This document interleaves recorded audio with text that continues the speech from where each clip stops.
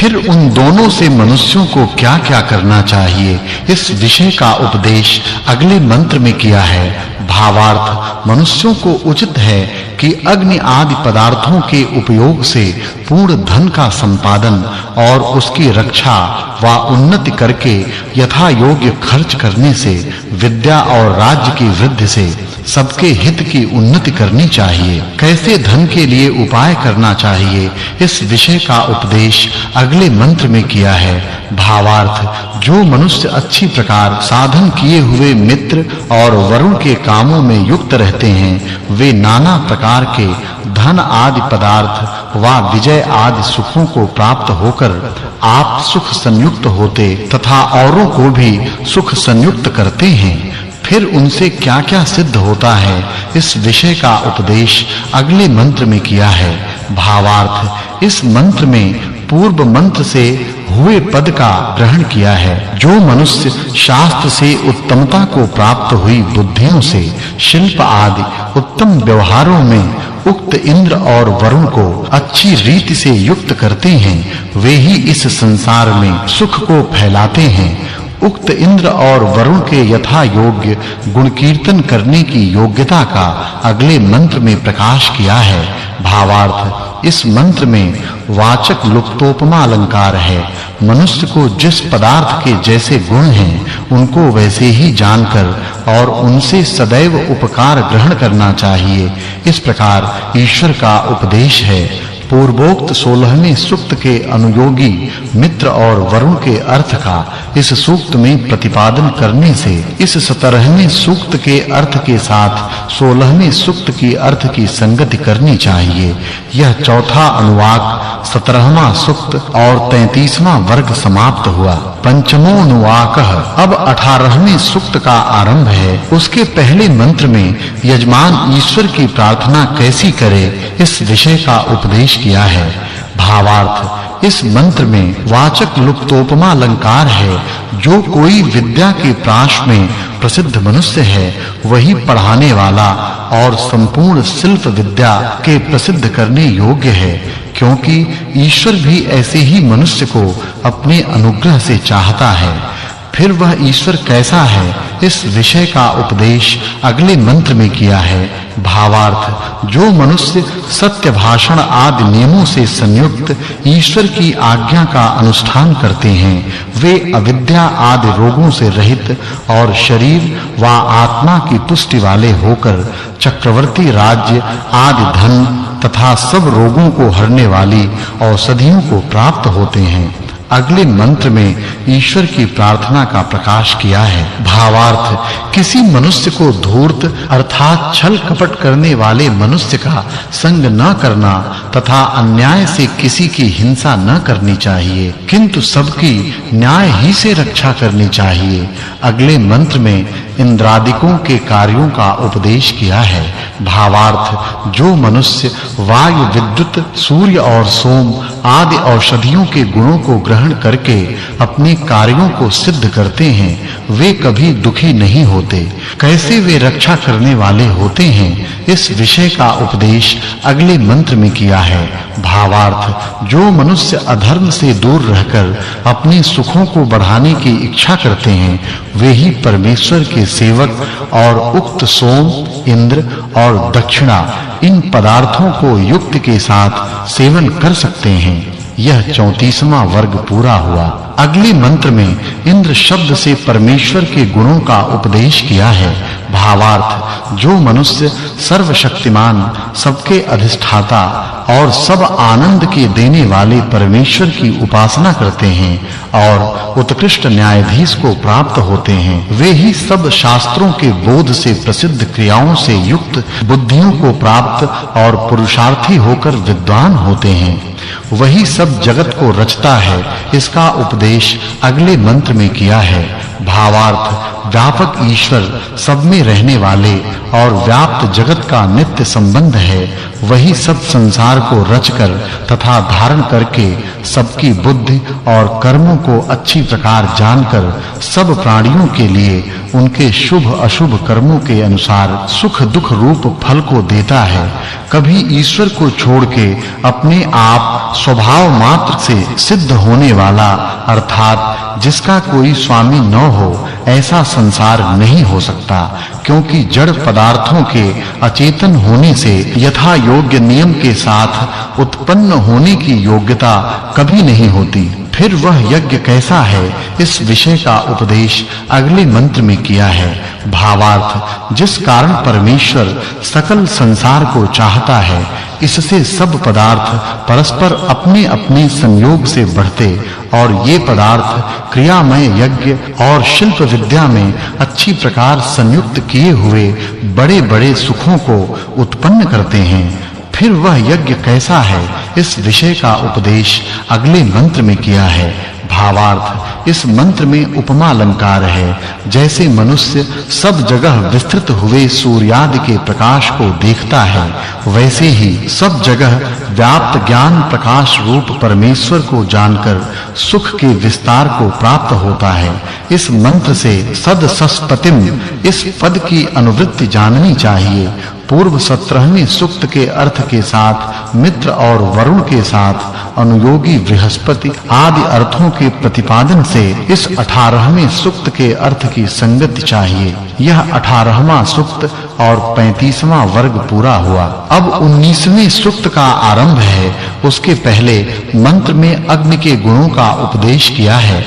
भावार्थ, जो यह भौतिक अग्नि और प्रसिद्ध सूर्य विद्युत रूप से पवनों के साथ प्रदीप्त होता है, वह विद्वानों को प्रशंसनीय बुद्धि से हर एक क्रिया सिद्धि व सबकी रक्षा के लिए गुणों के विज्ञान पूर्वक उपदेश करना व सुनना चाहिए। अगले मंत्र में अग्नि शब्द से ईश्वर और भौतिक अग्नि के गुणों का उपदेश किया है। भावार्थ, परमेश्वर की सर्वोत्तमता से उसकी महिमा व कर्म अपार हैं, इससे उनका पार कोई नहीं पा सकता। किंतु जितनी जिसकी बुद्धि व विद्या है, उसके अनुसार समाधि योग युक्त प्राणायाम से, जो कि अंतर्यामी रूप करके वेद और संसार में परमेश्वर ने अपनी रचना स्वरूप व गुण व जितने अग्नि आदि पदार्थ प्रकाशित किए हैं, उतनी ही जान सकता है, अधिक नहीं। अगले मंत्र में अग्नि शब्द से ईश्वर और भौतिक अग्नि के गुणों का उपदेश किया है। भावार्थ, जो विद्वान लोग अग्नि से आकर्षण व प्रकाश द्वारा तथा पवनों की चेष्टा द्वारा धारण किए हुए लोक हैं, उनको जानकर उनसे कार्यों में उपयोग लेना जानते हैं, वे ही अत्यंत सुखी होते हैं। फिर उक्त पवन किस प्रकार के हैं, इस विषय का उपदेश अगले मंत्र में किया है। भावार्थ, जितना बल वर्तमान है, उतना वायु और विद्युत के सकाश से उत्पन्न होता है। ये वायु सब लोकों के धारण करने वाले हैं। इसके संयोग से बिजली व सूर्य आदि लोक प्रकाशित होते तथा धारण भी किए जाते हैं। इससे वायु के गुणों को जानना व उनसे उपकार ग्रहण करने से अनेक प्रकार के कार्य सिद्ध होते हैं। फिर भी उक्त वायु कैसे हैं, इस विषय का उपदेश अगले मंत्र में किया है। भावार्थ, जो यज्ञ के धूम से शोधे हुए पवन हैं, वे अच्छे राज्य के कराने वाले होकर रोग आदि दोषों का नाश करते हैं, और जो अशुद्ध अर्थात दुर्गंध आदि दोषों से भरे हुए हैं, वे सुखों का नाश करते हैं। इससे मनुष्यों को चाहिए कि अग्नि में होम द्वारा वायु की शुद्ध से अनेक प्रकार के सुखों को सिद्ध करें। यह 36वां वर्ग पूरा हुआ। फिर भी उक्त पवन कैसे हैं, इस विषय का उपदेश अगले मंत्र में किया है। भावार्थ, सब लोग परमेश्वर के प्रकाश से प्रकाशवान हैं, परंतु उसके रचे हुए सूर्य लोक की दीप्ति अर्थात प्रकाश से पृथ्वी और चंद्र लोक प्रकाशित होते हैं। उन अच्छे-अच्छे गुणों वालों के साथ रहने वाले अग्नि को सब कार्यों में संयुक्त करना चाहिए। फिर उक्त पवन किन कार्यों के हेतु होते हैं इस विषय का उपदेश अगले मंत्र में किया है। भावार्थ वायु के संयोग से ही वर्षा होती और जल के कण व रेणु अर्थात सब पदार्थों के अत्यंत छोटे-छोटे कण पृथ्वी से अंतरिक्ष को जाते तथा वहां से पृथ्वी को आते हैं। उनके साथ व उनके निमित्त से बिजली उत्पन्न होती और बादलों में छिप जाती है। ये ही प्रकाश आदि गुणों का विस्तार करते हैं। इस विषय का उपदेश अगले मंत्र में किया है। भावार्थ इन पवनों की व्याप्ति से सब पदार्थ बढ़कर बल देने वाले होते हैं। इससे मनुष्यों को वायु और अग्नि के योग से अनेक प्रकार के कार्यों की सिद्धि करनी चाहिए। फिर उनसे क्या सिद्ध करना चाहिए इस विषय का उपदेश अगले मंत्र में किया है। भावार्थ विद्वान लोग जिन वायु अग्नि आदि पदार्थों के अनुयोग से सब शिल्प क्रिया रूपी यज्ञ को सिद्ध करते हैं उन्हीं पदार्थों से सब मनुष्यों को सब कार्य सिद्ध करना चाहिए। 18वें सूक्त में कहे हुए बृहस्पति आदि पदार्थों के साथ इस सूक्त से जिन अग्नि व वायु का प्रतिपाद है उनकी विद्या की एकता होने से इस 29वें सूक्त की संगति जाननी चाहिए। इस अध्याय में अग्नि और वायु आदि पदार्थों की विद्या के उपयोग के लिए प्रतिपादन करता और पवनों के साथ रहने वाले अग्नि का प्रकाश करता हुआ परमेश्वर अध्याय की समाप्ति को प्रकाशित करता है। यह प्रथम अष्टक के प्रथम अध्याय 19वां सूक्त और 37वां वर्ग समाप्त हुआ। अथ द्वितीयोध्यायः अब दूसरे अध्याय का प्रारंभ है। उसके पहले मंत्र में ऋभु की स्तुति का प्रकाश किया है। भावार्थ इस मंत्र में पुनर्जन्म का विधान जानना चाहिए।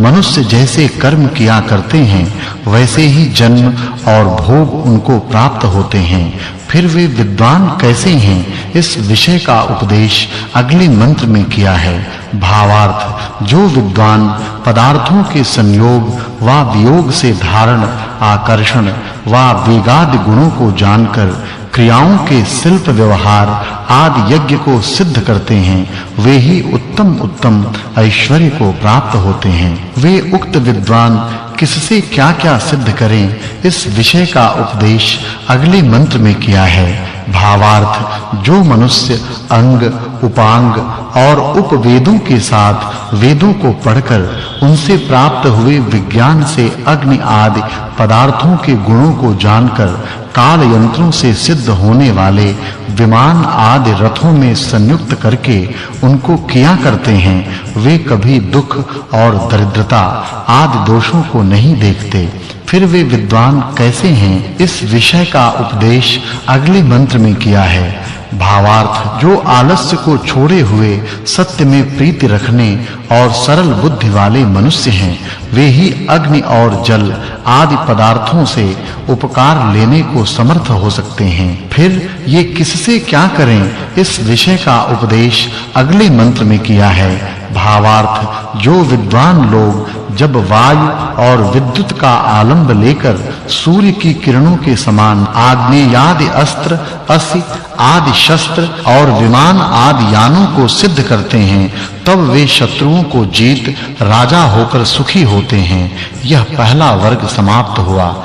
उक्त कार्य करने में किसका सामर्थ्य होता है इस विषय का उपदेश अगले मंत्र में किया है। भावार्थ मनुष्य लोग किसी क्रिया कुशल कारीगर के निकट बैठकर उसकी चतुराई को दृष्टिगोचर करके फिर सुख के साथ कारीगरी के काम करने को समर्थ हो सकते हैं। इस प्रकार से सिद्ध किए हुए इन पदार्थों से क्या फल सिद्ध होता है इस विषय का उपदेश अगले मंत्र में किया है। भावार्थ सब मनुष्यों को उचित है कि जो ब्रह्मचारी आदि 4 आश्रमों के कर्म तथा यज्ञ के अनुष्ठान आदि 3 प्रकार के हैं उनको मन वाणी और शरीर से यथावत करें।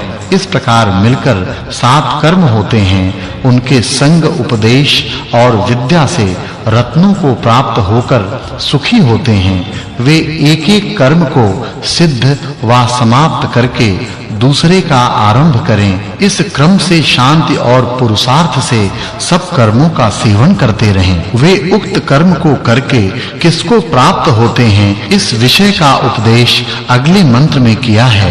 भावार्थ, मनुष्यों को योग्य है कि अच्छे कर्म व विद्वानों की संगति तथा पूर्वोक्त यज्ञ के अनुष्ठान के द्वारा व्यवहार सुख से लेकर मोक्ष पर्यंत सुख की प्राप्ति करनी चाहिए। 19वें सूक्त में कहे हुए पदार्थों से उपकार लेने को बुद्धिमान ही समर्थ होते हैं। इस अभिप्राय से इस 20वें सूक्त के अर्थ का मेल पिछले 19वें सूक्त के साथ जानना चाहिए। यह 20वां सूक्त और दूसरा वर्ग पूरा हुआ। अब 21वें सूक्त का आरंभ है। उसके पहले मंत्र में इंद्र और अग्नि के गुण प्रकाशित किए हैं। भावार्थ, मनुष्यों को वायु और अग्नि के गुण जानने की इच्छा करनी चाहिए, क्योंकि कोई भी मनुष्यों को उपदेश व श्रवण के बिना उपकार लेने को समर्थ नहीं हो सकता। फिर वे कैसे हैं, इस विषय का उपदेश अगले मंत्र में किया है। भावार्थ, कोई भी मनुष्य अभ्यास के बिना वायु और अग्नि के गुणों के बनाने व उनसे उपकार लेने को समर्थ नहीं हो सकता। वे किस उपकार के करने वाले होते हैं, इस विषय का उपदेश अगले मंत्र में किया है। भावार्थ, इस मंत्र में लुप्तोपमा अलंकार है। जब मनुष्य मित्रपन का आश्रय लेकर एक दूसरे के उपकार के लिए विद्या से वायु और अग्नि को कार्य में संयुक्त करके रक्षा के साथ पदार्थ और व्यवहारों की उन्नति करते हैं, तभी वे सुखी होते हैं।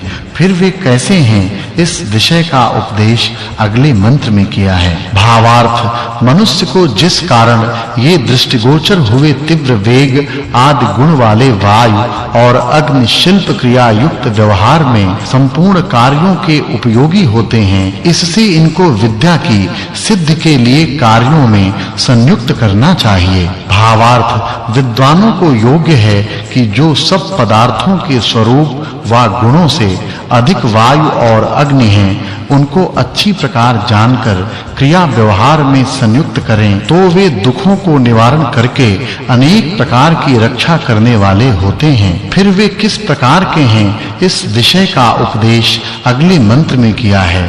भावार्थ, जो नित्य पदार्थ हैं, उनके गुण भी नित्य हैं। जो शरीर में व बाहर रहने वाले प्राण वायु तथा बिजली हैं, वे अच्छी प्रकार सेवन किए हुए चेतनता कराने वाले होकर सुख देने वाले होते हैं। 20वें सूक्त में कहे हुए बुद्धिमानों की पदार्थ विद्या की सिद्धि के वायु और अग्नि मुख्य हेतु होते हैं। इस अभिप्राय के जानने से पूर्वोक्त 20वें सूक्त अर्थ के साथ इस 21वें सूक्त के अर्थ का मेल जानना चाहिए।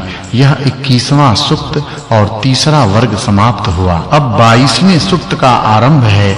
इसके पहले मंत्र में अश्विनों के गुण का उपदेश किया है। भावार्थ, शिल्प कार्यों की सिद्धि करने की इच्छा करने वाले मनुष्यों को चाहिए कि उसमें भूमि और अग्नि को पहले ग्रहण करें, क्योंकि इनके बिना विमान आदि यानों की सिद्धि व गमन का संभव नहीं हो सकता। फिर वे किस प्रकार के हैं, इस विषय का उपदेश अगले मंत्र में किया है। भावार्थ, जो मनुष्यों के लिए अत्यंत सिद्ध कराने वाले अग्नि और जल हैं, वे शिल्प विद्या में संयुक्त किए हुए कार्य सिद्धि के हेतु होते हैं। ये क्रिया में किनसे संयुक्त हो सकते हैं, इस विषय का उपदेश अगले मंत्र में किया है। भावार्थ, उपदेश के बिना किसी मनुष्य को ज्ञान की वृद्धि कुछ भी नहीं हो सकती। इसे सब मनुष्यों को उत्तम विद्या का उपदेश तथा श्रवण निरंतर करना चाहिए। इसको करके अश्वियों के योग से क्या होता है, इस विषय का उपदेश अगले मंत्र में किया है। भावार्थ, हे मनुष्यों, जिस कारण अग्नि और जल के वेग से युक्त किया हुआ रथ अति दूर स्थानों में भी शीघ्र पहुंचाता है, इससे तुम लोगों को भी इस शिल्प विद्या का अनुष्ठान निरंतर करना चाहिए। अगले मंत्र में परम ऐश्वर्य कराने वाले परमेश्वर का प्रकाश किया है। भावार्थ, मनुष्यों के द्वारा चेतन में सब जगह प्राप्त होने और निरंतर पूजन करने योग्य प्रीति का एक पूज्य और सब ऐश्वर्यों का देने वाला परमेश्वर है, वही निरंतर उपासना के योग्य है। इस विषय के बिना कोई दूसरा पदार्थ उपासना के योग्य नहीं है। यह चौथा वर्ग पूरा हुआ। फिर उस परमेश्वर की स्तुति करनी चाहिए। इस विषय का उपदेश अगले मंत्र में किया है। भावार्थ, जैसे विद्वान मनुष्य परमेश्वर की स्तुति करके उसकी आज्ञा का आचरण करता है, वैसे तुम लोगों को भी उचित है कि उस परमेश्वर के रचे हुए संसार में अनेक प्रकार के उपकार ग्रहण करो। अगले मंत्र में सविता शब्द से ईश्वर और सूर्य के गुणों का उपदेश किया है। भावार्थ, इस मंत्र में श्लेष और उपमा अलंकार है।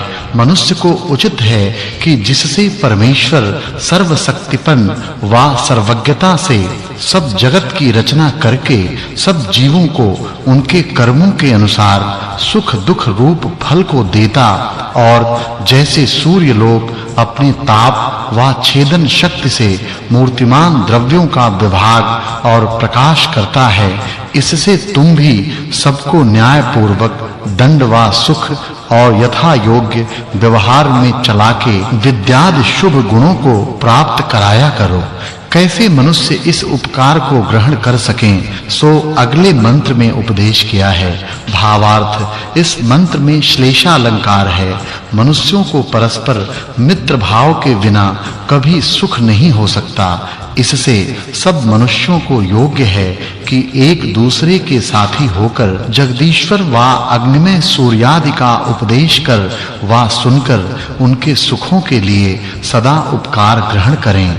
फिर अगले मंत्र में अग्नि के गुणों का उपदेश किया है। भावार्थ, विद्वानों को उचित है कि जो बिजली, प्रसिद्ध अग्नि और सूर्य रूप से तीन प्रकार का भौतिक अग्नि शिल्प विद्या की सिद्ध के लिए पृथ्वी आदि पदार्थों के सामर्थ्य प्रकाश करने में मुख्य हेतु है, उसी को स्वीकार करें और इस शिल्प विद्या रूपी यज्ञ में पृथ्वी आदि पदार्थों के सामर्थ्य का पत्नी नाम विधान है, उसको जानें। वे कौन-कौन देव पत्नी हैं, इस विषय का उपदेश अगले मंत्र में किया है। भावार्थ, विद्वानों को इस संसार में मनुष्य जन्म पाकर वेद द्वारा सब विद्या प्रत्यक्ष करनी चाहिए, क्योंकि कोई भी विद्या पदार्थों के गुण और स्वभाव को प्रत्यक्ष किए बिना सफल नहीं हो सकती। यह पांचवा वर्ग पूरा हुआ। अब विद्वानों की स्त्रियां भी उक्त कार्यों को करें, इस विषय का उपदेश अगले मंत्र में किया है। फिर वे कैसी देव पत्नी हैं, इस विषय का उपदेश अगले मंत्र में किया है। भावार्थ, इस मंत्र में वाचक् लुप्तोपमा अलंकार है। मनुष्यों को उचित है कि ईश्वर के बनाए हुए पदार्थों के आश्रय से अविनाशी निरंतर सुख की प्राप्ति के लिए उद्योग करके परस्पर प्रसन्नता युक्त स्त्री और पुरुष का विवाह करें, क्योंकि तुल्य स्त्री पुरुष और पुरुषार्थ के बिना किसी मनुष्य को कुछ भी ठीक-ठीक सुख का संभव नहीं हो सकता। शिल्प विद्या में भूमि और अग्नि मुख्य साधन हैं। इस विषय का उपदेश अगले मंत्र में किया है। भावार्थ, द्यौः, यह नाम प्रकाशमान लोकों का उपलक्षण अर्थात जो जिसका नाम उच्चारण किया हो वह उसके समतुल्य सब पदार्थों के ग्रहण करने में होता है, तथा पृथ्वी यह बिना प्रकाश वाले लोकों का है। मनुष्य को इनसे प्रयत्न के साथ सब उपकारों को ग्रहण करके उत्तम सुखों को सिद्ध करना चाहिए। उक्त दो प्रकार के लोकों से क्या-क्या करना चाहिए, इस विषय का उपदेश अगले मंत्र में किया है। भावार्थ, विद्वानों को पृथ्वी आदि पदार्थों से विमान आदि यान बनाकर उनकी कलाओं में जल और अग्नि के प्रयोग से भूमि, समुद्र और आकाश में जाना आना चाहिए। यह भूमि किस लिए है, इस विषय का उपदेश अगले मंत्र में किया है। भावार्थ, मनुष्यों को योग्य है कि यह भूमि ही सब मूर्तिमान पदार्थों के रहने की जगह और अनेक प्रकार के सुखों की कराने वाली और बहुरत्नों को प्राप्त कराने वाली होती है, ऐसा ज्ञान करें। यह खष्ट वर्ग समाप्त हुआ। अब पृथ्वी आदि पदार्थों का रचने और धारण करने वाला कौन है, इस विषय का उपदेश अगले मंत्र में किया है। भावार्थ, विद्वानों के उपदेश के बिना किसी मनुष्य को यथावत श्रेष्ठ विद्या का बोध कभी नहीं हो सकता। ईश्वर के उत्पादन करने के बिना किसी पदार्थ का साकार होना नहीं बन सकता और इन दोनों कारणों के जाने बिना कोई मनुष्य पदार्थों के उपकार लेने को समर्थ नहीं हो सकता। ईश्वर ने इस संसार को कितने प्रकार का रचा है, इस विषय का उपदेश अगले मंत्र में किया है। भावार्थ, परमेश्वर ने इस संसार में 3 प्रकार का जगत रचा है, अर्थात एक पृथ्वी रूप, दूसरा अंतरिक्ष आकाश में रहने वाला त्रसरेणु रूप और तीसरा प्रकाशमय सूर्य आदि लोक 3 आधार रूप हैं। इनमें से आकाश में वायु के आधार से रहने वाला जो कारण रूप है, वही पृथ्वी और सूर्य आदि लोकों का बढ़ाने वाला है और इस जगत को ईश्वर के बिना कोई बनाने को समर्थ नहीं हो सकता, क्योंकि किसी का ऐसा सामर्थ्य ही नहीं। फिर वह सर्वव्यापक जगदीश्वर क्या-क्या करता है, इस विषय का उपदेश अगले मंत्र में किया है। भावार्थ, ईश्वर के धारण के बिना किसी पदार्थ की स्थिति संभव नहीं हो सकती। उसकी रक्षा के बिना किसी के व्यवहार की सिद्धि भी नहीं हो सकती। फिर व्यापक परमेश्वर के किए हुए कर्म मनुष्य नित्य देखें, इस विषय का उपदेश अगले मंत्र में किया है। भावार्थ, क्योंकि सबके मित्र जगदीश्वर ने पृथ्वी आदि लोक तथा जीवों के साधन सहित शरीर रचे हैं, इसी से सब प्राणी अपने-अपने कार्यों के करने को समर्थ होते हैं। वह ब्रह्म कैसा है, इस विषय का उपदेश अगले मंत्र में किया है। भावार्थ, इस मंत्र में उपमा अलंकार है। जैसे प्राणी सूर्य के प्रकाश में शुद्ध नेत्रों से मूर्तिमान पदार्थों को देखते हैं, वैसे ही विद्वान लोग निर्मल विज्ञान से विद्या व श्रेष्ठ विचार युक्त शुद्ध अपने आत्मा में जगदीश्वर को सब आनंदों से युक्त और प्राप्त होने योग्य मोक्ष पद को देखकर प्राप्त होते हैं। इसी की प्राप्ति के बिना कोई मनुष्य सब सुखों को प्राप्त होने में समर्थ नहीं हो सकता। इससे इसकी प्राप्ति के निमित्त सब मनुष्यों को निरंतर यत्न करना चाहिए। कैसे मनुष्य उक्त पद को प्राप्त होने योग्य है, इस विषय का उपदेश अगले मंत्र में किया है। भावार्थ, जो मनुष्य अविद्या और अधर्माचरण रूप नींद को छोड़कर विद्या और धर्माचरण में जाग रहे हैं, वे ही सच्चिदानंद स्वरूप सब प्रकार से उत्तम, सबको प्राप्त होने योग्य, निरंतर सर्वव्यापी विष्णु अर्थात जगदीश्वर को प्राप्त होते हैं। पहले सूक्त में जो 2 पदों के अर्थ कहे थे, उनके सदाचारी अश्वि, सविता, अग्नि, देवी, इंद्राणी, वरुणानी, अग्नाई, द्यावा, पृथ्वी, भूमि, विष्णु और इनके अर्थों का प्रकाश इस सूक्त में किया है। इससे पहले सूक्त के साथ इस सूक्त की संगति जाननी चाहिए।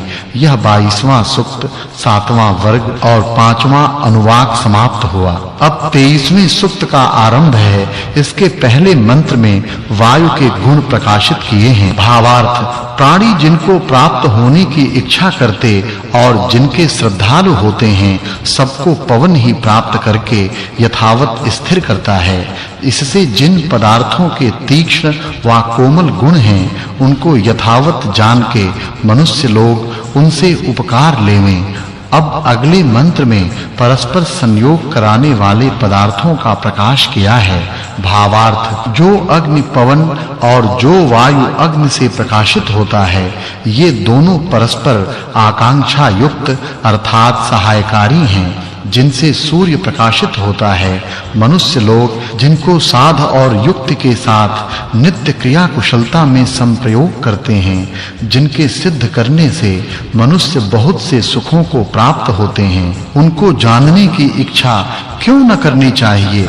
फिर वे किस प्रकार के हैं, इस विषय का उपदेश अगले मंत्र में किया है। भावार्थ, विद्वानों को उचित है कि शिल्प विद्या की सिद्धि के लिए असंख्यात व्यवहारों को सिद्ध कराने वाले वेग आदि गुण युक्त बिजली और वायु के गुणों की क्रिया सिद्ध के लिए अच्छे प्रकार सिद्ध करना चाहिए। इस विद्या के प्राप्त कराने वाले प्राण और उदान हैं। इस विषय का उपदेश अगले मंत्र में किया है। भावार्थ, मनुष्यों को प्राण और उदान वायु के बिना सुखों का भोग और बल का संभव कभी नहीं हो सकता। इस हेतु से इनके सेवन की विद्या को ठीक-ठीक जानना चाहिए।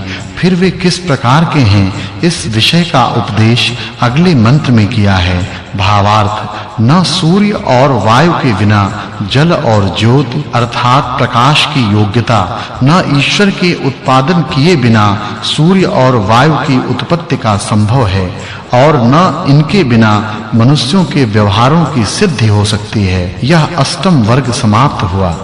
फिर वे क्या-क्या करते हैं, इस विषय का उपदेश अगले मंत्र में किया है। भावार्थ, इस मंत्र में वाचक् लुप्तोपमा अलंकार है, क्योंकि उक्त वायु और सूर्य का आश्रय करके सब पदार्थों की रक्षा आदि व्यवहार सिद्ध होते हैं। इसलिए विद्वान लोग भी इनसे बहुत कार्यों को सिद्ध करके उत्तम धनों को प्राप्त होते हैं। अब अगले मंत्र में वायु के सहचारी इंद्र के गुण उपदेश किए हैं। भावार्थ, इस मंत्र में वाचक् लुप्तोपमा अलंकार है। मनुष्य को योग्य है कि सहायकारी पवन के बिना अग्नि कभी प्रज्वलित होने को समर्थ, और उक्त प्रकार बिजली रूप अग्नि के बिना किसी पदार्थ की बढ़ती का संभव नहीं हो सकता, ऐसा जाने। अब पवनों के समूह किस प्रकार के हैं, इस विषय का उपदेश अगले मंत्र में किया है। भावार्थ, कोई भी मनुष्य जिन पवनों के बिना कहना, सुनना और पुष्ट होनादि व्यवहारों को प्राप्त होने को समर्थ नहीं हो सकता, जिनके मध्य में सूर्य लोक सबसे बड़ा विद्यमान है, जो इसके प्रदीपन करने वाले हैं, जो यह सूर्य लोक अग्नि स्वरूप ही है, जिन और जिस बिजली के बिना कोई भी प्राणी अपनी वाणी के व्यवहार करने को भी समर्थ नहीं हो सकता, इत्यादि इन सब पदार्थों की विद्या को जान के मनुष्य को सदा सुखी होना चाहिए। फिर वे किस प्रकार के हैं, इस विषय का उपदेश अगले मंत्र में किया है। भावार्थ, हम लोग ठीक पुरुषार्थ और ईश्वर की उपासना करके विद्वानों की प्रार्थना करते हैं कि जिससे हम लोगों को जो पवन, सूर्य की किरण व बिजली के साथ मेघमंडल में रहने वाले जल को छिन्न-भिन्न और वर्षा करके और फिर पृथ्वी के जल समूह को उठाकर ऊपर को प्राप्त करते हैं, उनकी विद्या मनुष्यों को प्रयत्न से अवश्य जाननी चाहिए। भावार्थ, जिससे यह वायु आकाश से ही उत्पन्न आकाश में आने जाने और तेजस्वी भाव वाले हैं, इससे विद्वान लोग कार्य के अर्थ से इनको स्वीकार करते हैं। यह नवम वर्ग समाप्त हुआ। अब अगले मंत्र में पवन और बिजली के गुण उपदेश किए हैं। भावार्थ, इस मंत्र में उपमा अलंकार है। हे मनुष्यों, जैसे विद्वान लोग शूरवीरों की सेना से शत्रुओं की विजय व पवनों से घिसने से बिजली के यंत्र को चलाकर दूरस्थ देशों को जा व आग्नेयादि अस्त्रों की सिद्धि को करके सुखों को प्राप्त होते हैं, वैसे ही तुमको भी विज्ञान व पुरुषार्थ करके इनसे व्यवहारिक और पारमार्थिक सुखों को निरंतर बढ़ाना चाहिए। फिर वे पवन किस प्रकार के हैं, इस विषय का उपदेश अगले मंत्र में किया है। भावार्थ, मनुष्य जब पहले वायु, फिर बिजली, उसके अनंतर जल, पृथ्वी और औषधि की विद्या को जानते हैं, तब अच्छे प्रकार सुखों को प्राप्त होते हैं। अब अगले मंत्र में सूर्य लोक के गुण प्रकाशित किए हैं। भावार्थ, इस मंत्र में उपमा अलंकार है। जैसे पशुओं को पालने वाले अनेक काम करके गो आदि पशुओं को पुष्ट करके उनके दुग्ध आदि पदार्थों से मनुष्यों को सुखी करते हैं, वैसे ही यह सूर्य लोक चित्र विचित्र लोकों से युक्त आकाश व आकाश में रहने वाले पदार्थों को अपनी किरण व आकर्षण शक्ति से पुष्ट करके प्रकाशित करता है। अब अगले मंत्र में पूषण शब्द से ईश्वर की सर्वज्ञता का प्रकाश किया है। भावार्थ, जिस कारण जगत का रचने वाला ईश्वर सबको पुष्ट करनहार हृदयस्थ प्राण और जीव को जानता है, इससे सबका जानने वाला है। फिर अगले मंत्र में उस ईश्वर के ही गुणों का उपदेश किया है। भावार्थ, इस मंत्र में उपमा अलंकार है। जैसे सूर्य व खेती करने वाला किरण व हल आदि से बारंबार भूमि को आकर्षित व खन बो और धान्य आदि की प्राप्ति कर सचिक्कन कर पदार्थों के सेवन के साथ वसंत आदि 6 ऋतुओं को सुखों से संयुक्त करता है, वैसे ही ईश्वर भी सत्य के सब जीवों को कर्मों के अनुसार रस को उत्पन्न व ऋतुओं के विभाग से उक्त ऋतुओं को सुख देने वाली करता है। यह 10वां वर्ग समाप्त हुआ। अब अगले मंत्र में जल के गुण प्रकाशित किए हैं। भावार्थ, इस मंत्र में लुप्तोपमा अलंकार है। जैसे बंधुजन अपने भाई को अच्छे प्रकार पुष्ट करके सुख करते हैं, वैसे ये जल ऊपर नीचे आते जाते हुए मित्र के समान प्राणियों के सुखों का संपादन करते हैं और इनके बिना प्राणी व अप्राणी की उन्नति नहीं हो सकती। इससे ये रस की उत्पत्ति के द्वारा सब प्राणियों का माता-पिता के तुल्य पालन करते हैं। फिर वे जल से कैसे हैं, इस विषय का उपदेश अगले मंत्र में किया है। भावार्थ, जो जल पृथ्वी आदि मूर्तिमान पदार्थों से सूर्य की किरणों के द्वारा छिन्न-भिन्न अर्थात कण-कण होता हुआ सूर्य के सामने ऊपर को जाता है, वही ऊपर से वृष्टि के द्वारा गिरा हुआ पान आदि व्यवहार व विमान आदि यानों में अच्छे प्रकार संयुक्त किया हुआ सुख बढ़ाता है। भावार्थ, सूर्य की किरणें जितना जल छिन्न-भिन्न अर्थात कण-कण कर वायु के संयोग से खींचती हैं, उतना ही वहां से निवृत्त होकर भूमि और औषधियों को प्राप्त होता है। विद्वान लोगों को वह जल पान, स्नान और शिल्प कार्य आदि में संयुक्त कर नाना प्रकार के सुख संपादन करने चाहिए। भावार्थ, हे मनुष्यों, तुम अमृत रूपी रस व औषधि वाले जलों से शिल्प और वैद्यक शास्त्र की विद्या से उनके गुणों को जानकर कार्य सिद्धि व सब रोगों की निवृत्ति नित्य करो। भावार्थ, इस मंत्र में वाचक् लुप्तोपमा अलंकार है। जैसे सब पदार्थ अपने गुणों से अपने-अपने स्वभावों और उनमें औषधियों की पुष्टि कराने वाला चंद्रमा और जो औषधियों में मुख्य सोमलता है, ये दोनों जल के निमित्त और ग्रहण करने योग्य सब औषधियों का प्रकाश करते हैं, वैसे सब औषधियों के हेतु जल अपने अंतर्गत समस्त सुखों का हेतु मेघ का प्रकाश और जो जलों में औषधियों का निमित्त और जो जल में अग्नि का निमित्त है, ऐसा जानना चाहिए। प्रथम अष्टक दूसरा अध्याय 11वां सर्ग समाप्त। भावार्थ, प्राणों के बिना कोई प्राणी व वृक्ष आदि पदार्थ बहुत काल शरीर धारण करने को समर्थ नहीं हो सकते।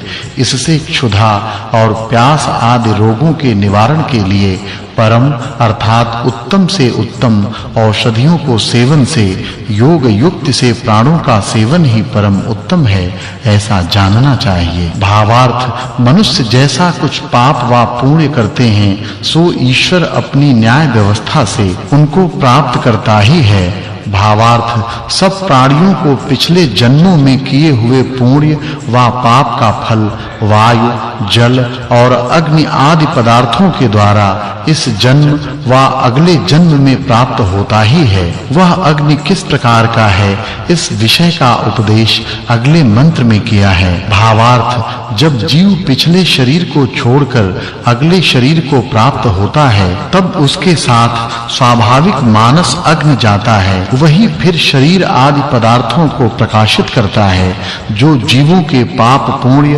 और जन्म का कारण है। उसको वे ऋषि तुल्य विद्वान ही परमेश्वर के सिवाय जानते हैं, किंतु परमेश्वर तो निश्चय के साथ यथा योग्य जीवों के पाप व पुण्य को जानकर उनके कर्म के अनुसार शरीर देकर सुख दुख का भोग कराता ही है। पूर्व सुक्त से कहे हुए अश्व आदि पदार्थों के अनुसंगी जो वायु आदि पदार्थ हैं, उनके वर्णन से पिछले 22वें सूक्त के अर्थ के साथ इस 23वें सूक्त के अर्थ की संगति जाननी चाहिए।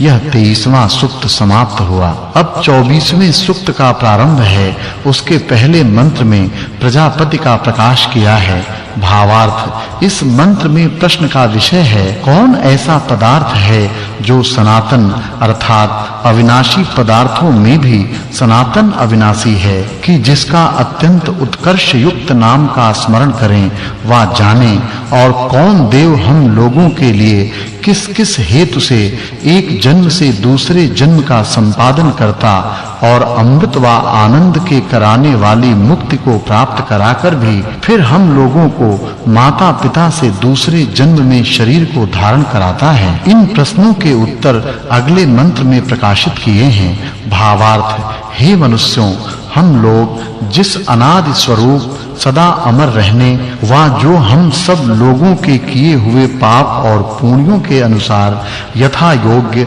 सुख दुख फल देने वाले जगदीश्वर देव को निश्चय करते और जिनकी न्याय युक्त व्यवस्था से पुनः जन्म को प्राप्त होते हैं, तुम लोग भी उसी को जानो, किंतु इससे अन्य दूसरा कोई उक्त कर्म करने वाला नहीं है। ऐसा निश्चय हम लोगों को है कि वही मोक्ष पदवी को पहुँचे हुए जीवों का भी महाकल्प के अंत में फिर पाप पुण्य की तुल्यता से पिता माता और स्त्री आदि के बीच में मनुष्य जन्म धारण करता है। फिर वह जगदीश्वर कैसा है, इस विषय का उपदेश अगले मंत्र में किया है। भावार्थ, मनुष्यों द्वारा जो सबका प्रकाशक, सकल जगत को उत्पन्न व सबकी रक्षा करने वाले जगदीश्वर हैं, वही सब समय में उपासना करने योग्य हैं, क्योंकि इसको छोड़ के अन्य किसी की उपासना करके ईश्वर की उपासना का फल चाहे तो कभी नहीं हो सकता। इससे इसकी उपासना के विषय में कोई भी मनुष्य किसी दूसरे पदार्थ का स्थान कभी न करे। फिर भी अगले मंत्र में परमेश्वर ने अपना ही प्रकाश किया है। भावार्थ, यहाँ वाचक् लुप्तोपमा अलंकार है। जैसे मैं ईश्वर सबके निंदक मनुष्य के लिए दुख और स्तुति करने वाले के लिए सुख देता हूँ, वैसे तुम भी सदा किया करो। फिर अगले मंत्र में परमेश्वर ही का प्रकाश किया है। भावार्थ, जो मनुष्य अपनी क्रिया कर्म से ईश्वर की आज्ञा में प्राप्त होते हैं, वे ही उससे रक्षा को सब प्रकार से प्राप्त और सब मनुष्यों में उत्तम ऐश्वर्य वाले होकर प्रशंसा को प्राप्त होते हैं, क्योंकि वही ईश्वर जीवों को उनके कर्मों के अनुसार न्याय व्यवस्था से विभाग कर फल देता है। इससे पुनः वह ईश्वर कैसा है, इस विषय का उपदेश अगले मंत्र में किया है। भावार्थ, ईश्वर के अनंत सामर्थ्य होने से उनका परिमाण व उनकी बराबरी कोई भी नहीं कर सकता है।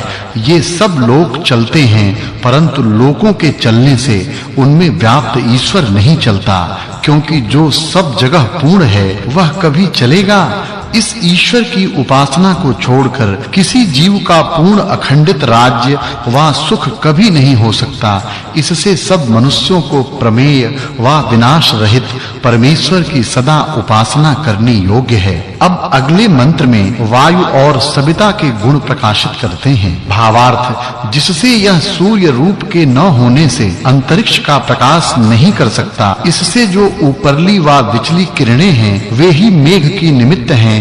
जो उनमें जल के परमाणु रहते हैं वे अति सूक्ष्मता के कारण दृष्टिगोचर नहीं होते। इसी प्रकार वायु, अग्नि और पृथ्वी आदि के भी अति सूक्ष्म अवयव अंतरिक्ष में रहते तो अवश्य हैं, परंतु वे भी दृष्टिगोचर नहीं होते। अब अगले मंत्र में वरुण शब्द से आत्मा और वायु के गुणों का प्रकाश करते हैं। भावार्थ, इस मंत्र में श्लेष और उपमा अलंकार है। जिस परमेश्वर ने निश्चय के साथ सबसे बड़े सूर्यलोक के लिए बड़ी सी कक्षा अर्थात उसके घूमने का मार्ग बनाया है, जो इसको वायु रूपी ईंधन से प्रदीप्त करता और सब लोग अंतरिक्ष में अपनी-अपनी परिधि युक्त हैं किसी लोक का किसी लोकांतर के साथ संग नहीं है, किंतु सब अंतरिक्ष में ठहरे हुए अपनी-अपनी परिधि पर चारों ओर घूमा करते हैं और जो आपस में ईश्वर और वायु के आकर्षण और धारण शक्ति से अपनी-अपनी परिधि को छोड़कर इधर-उधर चलने को समर्थ नहीं हो सकते तथा परमेश्वर और वायु के बिना अन्य कोई भी इनका धारण करने वाला नहीं है। जैसे परमेश्वर मिथ्यावादी अधर्म करने वाले से पृथक हैं, वैसे ही प्राण भी हृदय के विदीर्ण करने वाले रोग से अलग है। उसकी उपासना व कार्यों में योजना सब मनुष्य क्यों न करें। अब जो राजा और प्रजा के मनुष्य हैं, वे किस प्रकार के हों, इस विषय का उपदेश अगले मंत्र में किया है। भावार्थ, इस मंत्र में श्लेषालंकार है। मनुष्य को जानना चाहिए कि जो सभाध्यक्ष और प्रजा के उत्तम मनुष्य पाप व सर्व रोग निवारण और पृथ्वी को धारण करने अत्यंत बुद्धि बल देकर दुष्टों को दंड दिलाने वाले होते हैं, वे ही सेवा के योग्य हैं। और यह भी जानना कि किसी का किया हुआ पाप भोग के बिना निवृत्त नहीं होता और इसके निवारण के लिए कुछ परमेश्वर की प्रार्थना व पुरुषार्थ करना भी योग्य नहीं है, किंतु यह तो है जो कर्म जीव वर्तमान में करता व करेगा, उसकी निवृत्ति के लिए तो परमेश्वर की प्रार्थना व उपदेश भी होता है। जो लोक अंतरिक्ष में दिखाई पड़ते हैं, वे किसके ऊपर व किसने धारण किए हैं, इस विषय का उपदेश अगले मंत्र में किया है। भावार्थ, इस मंत्र में श्लेषालंकार है तथा इस मंत्र के पहले भाग से प्रश्न और पिछले भाग से उनका उत्तर जानना चाहिए कि जब कोई किसी से पूछे कि ये नक्षत्र लोक अर्थात तारागण किसने बनाए और किसने धारण किए हैं और रात्रि में दिखते तथा दिन में कहां जाते हैं, इनके उत्तर ये हैं कि ये सब ईश्वर ने बनाए और धारण किए हैं। इनमें आप ही प्रकाश नहीं किंतु सूर्य के ही प्रकाश से प्रकाशमान होते हैं और ये कहीं नहीं जाते किंतु ढपे हुए दिखते नहीं और रात्रि में सूर्य की किरणों से प्रकाशमान होकर दिखते हैं। ये सब धन्यवाद देने योग्य ईश्वर के ही कर्म हैं। ऐसा सब सज्जनों को जानना चाहिए। फिर वह वरुण कैसा है, इस विषय का उपदेश अगले मंत्र में किया है। भावार्थ, इस मंत्र में श्लेषालंकार है। मनुष्य को वेदोक्त रीति से परमेश्वर और सूर्य को जानकर सुखों को प्राप्त होना चाहिए और किसी मनुष्य को परमेश्वर व सूर्य विद्या का अनादर न करना चाहिए। सर्वदा ईश्वर ही आज्ञा का पालन और उसके रचे हुए जो सूर्यादिक पदार्थ हैं, उनके गुणों को जानकर उनसे उपकार लेके अपनी उम्र निरंतर बढ़ानी चाहिए। भावार्थ, इस मंत्र में श्लेषालंकार है। सब मनुष्यों को इस प्रकार उपदेश करना तथा मानना चाहिए कि विद्वान वेद और ईश्वर हमारे लिए जिस ज्ञान का उपदेश करते हैं तथा हम जो अपनी शुद्ध बुद्धि से निश्चय करते हैं, वही मुझको और हे मनुष्यों, तुम सब लोगों को स्वीकार करके पाप और अधर्म करने से दूर रखा करें। भावार्थ, इस मंत्र में भी लुप्तोपमा और श्लेषालंकार है। परमेश्वर ने जिस गुण वाले जो पदार्थ बनाए हैं, उन पदार्थों के गुणों को यथावत जानकर इनको कर्म, उपासना और ज्ञान में नियुक्त करे। जैसे परमेश्वर न्याय अर्थात न्याय युक्त कर्म करता है, वैसे ही हम लोगों को भी कर्म नियम के साथ नियुक्त कर जो बंधनों के करने वाले पापात्मक कर्म हैं, उनको दूर से ही छोड़कर पुण्य रूप कर्मों का सदा सेवन करना चाहिए। भावार्थ, जिन मनुष्यों ने परमेश्वर के रचे हुए संसार में पदार्थों के प्रकट किए हुए बोध से किए हुए पाप कर्मों को फल से शिथिल कर दिया, वैसा अनुष्ठान करें। जैसे अज्ञानी पुरुष को पाप फल दुखी करते हैं, वैसे ही ज्ञानी पुरुष को दुख नहीं दे सकते। फिर भी अगले मंत्र में वरुण शब्द ही का प्रकाश किया है। भावार्थ, जो ईश्वर की आज्ञा को यथावत नित्य पालन करते हैं, वे ही पवित्र और सब दुख बंधनों से अलग होकर सुखों को निरंतर प्राप्त होते हैं। 23वें सूक्त में कहे हुए वायु आदि अर्थों के अनुकूल प्रजापति आदि अर्थों के कहने से इस 24वें सूक्त की उस उक्ति के अर्थ के साथ संगति जाननी चाहिए। प्रथमाष्टक के प्रथम अध्याय में यह 15वां वर्ग तथा प्रथम मंडल के खष्टानुवाक में 24वां सूक्त समाप्त हुआ। अब 25वें सूक्त का आरंभ है। उसके पहले मंत्र में परमेश्वर ने दृष्टांत के साथ अपनी प्रार्थना को प्रकाश किया है। भावार्थ इस मंत्र में उपमा अलंकार है। हे भगवान जगदीश्वर, जैसे पिता आदि विद्वान और राजा छोटे-छोटे अल्प बुद्धि उन्मत्त बालकों पर करुणा न्याय और शिक्षा करते हैं, वैसे ही आप भी प्रतिदिन हमारे ऊपर न्याय करुणा और शिक्षा करने वाले हैं। फिर भी अगले मंत्रों में उक्त मंत्र ही का प्रकाश किया है। भावार्थ ईश्वर उपदेश करता है कि हे मनुष्यों, जो अल्प बुद्धि अज्ञानी जन अपनी अज्ञानता से तुम्हारा अपराध करें, तुम उसको दंड ही देने को मत प्रवृत्त होवो, और जैसे ही जो अपराध करके लज्जित हो अर्थात तुमसे क्षमा करवावे, तो उस पर क्रोध मत करो, किंतु उसका अपराध सहो। भावार्थ इस मंत्र में उपमा अलंकार है। हे भगवान जगदीश्वर, जैसे रथ के स्वामी का भृत्या घोड़ों को चारों ओर से बांधता है, वैसे ही हम लोग अपना जो वेदोक्त ज्ञान है उसको अपनी बुद्धि के अनुसार मन में दृढ़ करते हैं। फिर भी उसी अर्थ को दृष्टांत से अगले मंत्र में सिद्ध किया है। भावार्थ इस मंत्र में उपमा अलंकार है। जैसे उड़ाए हुए पक्षी दूर जाके बसते हैं, वैसे ही क्रोधी जीव मुझसे दूर बसें और मैं भी उनसे दूर बसूं, जिससे हमारा उल्टा स्वभाव और धन की हानि कभी न होवे।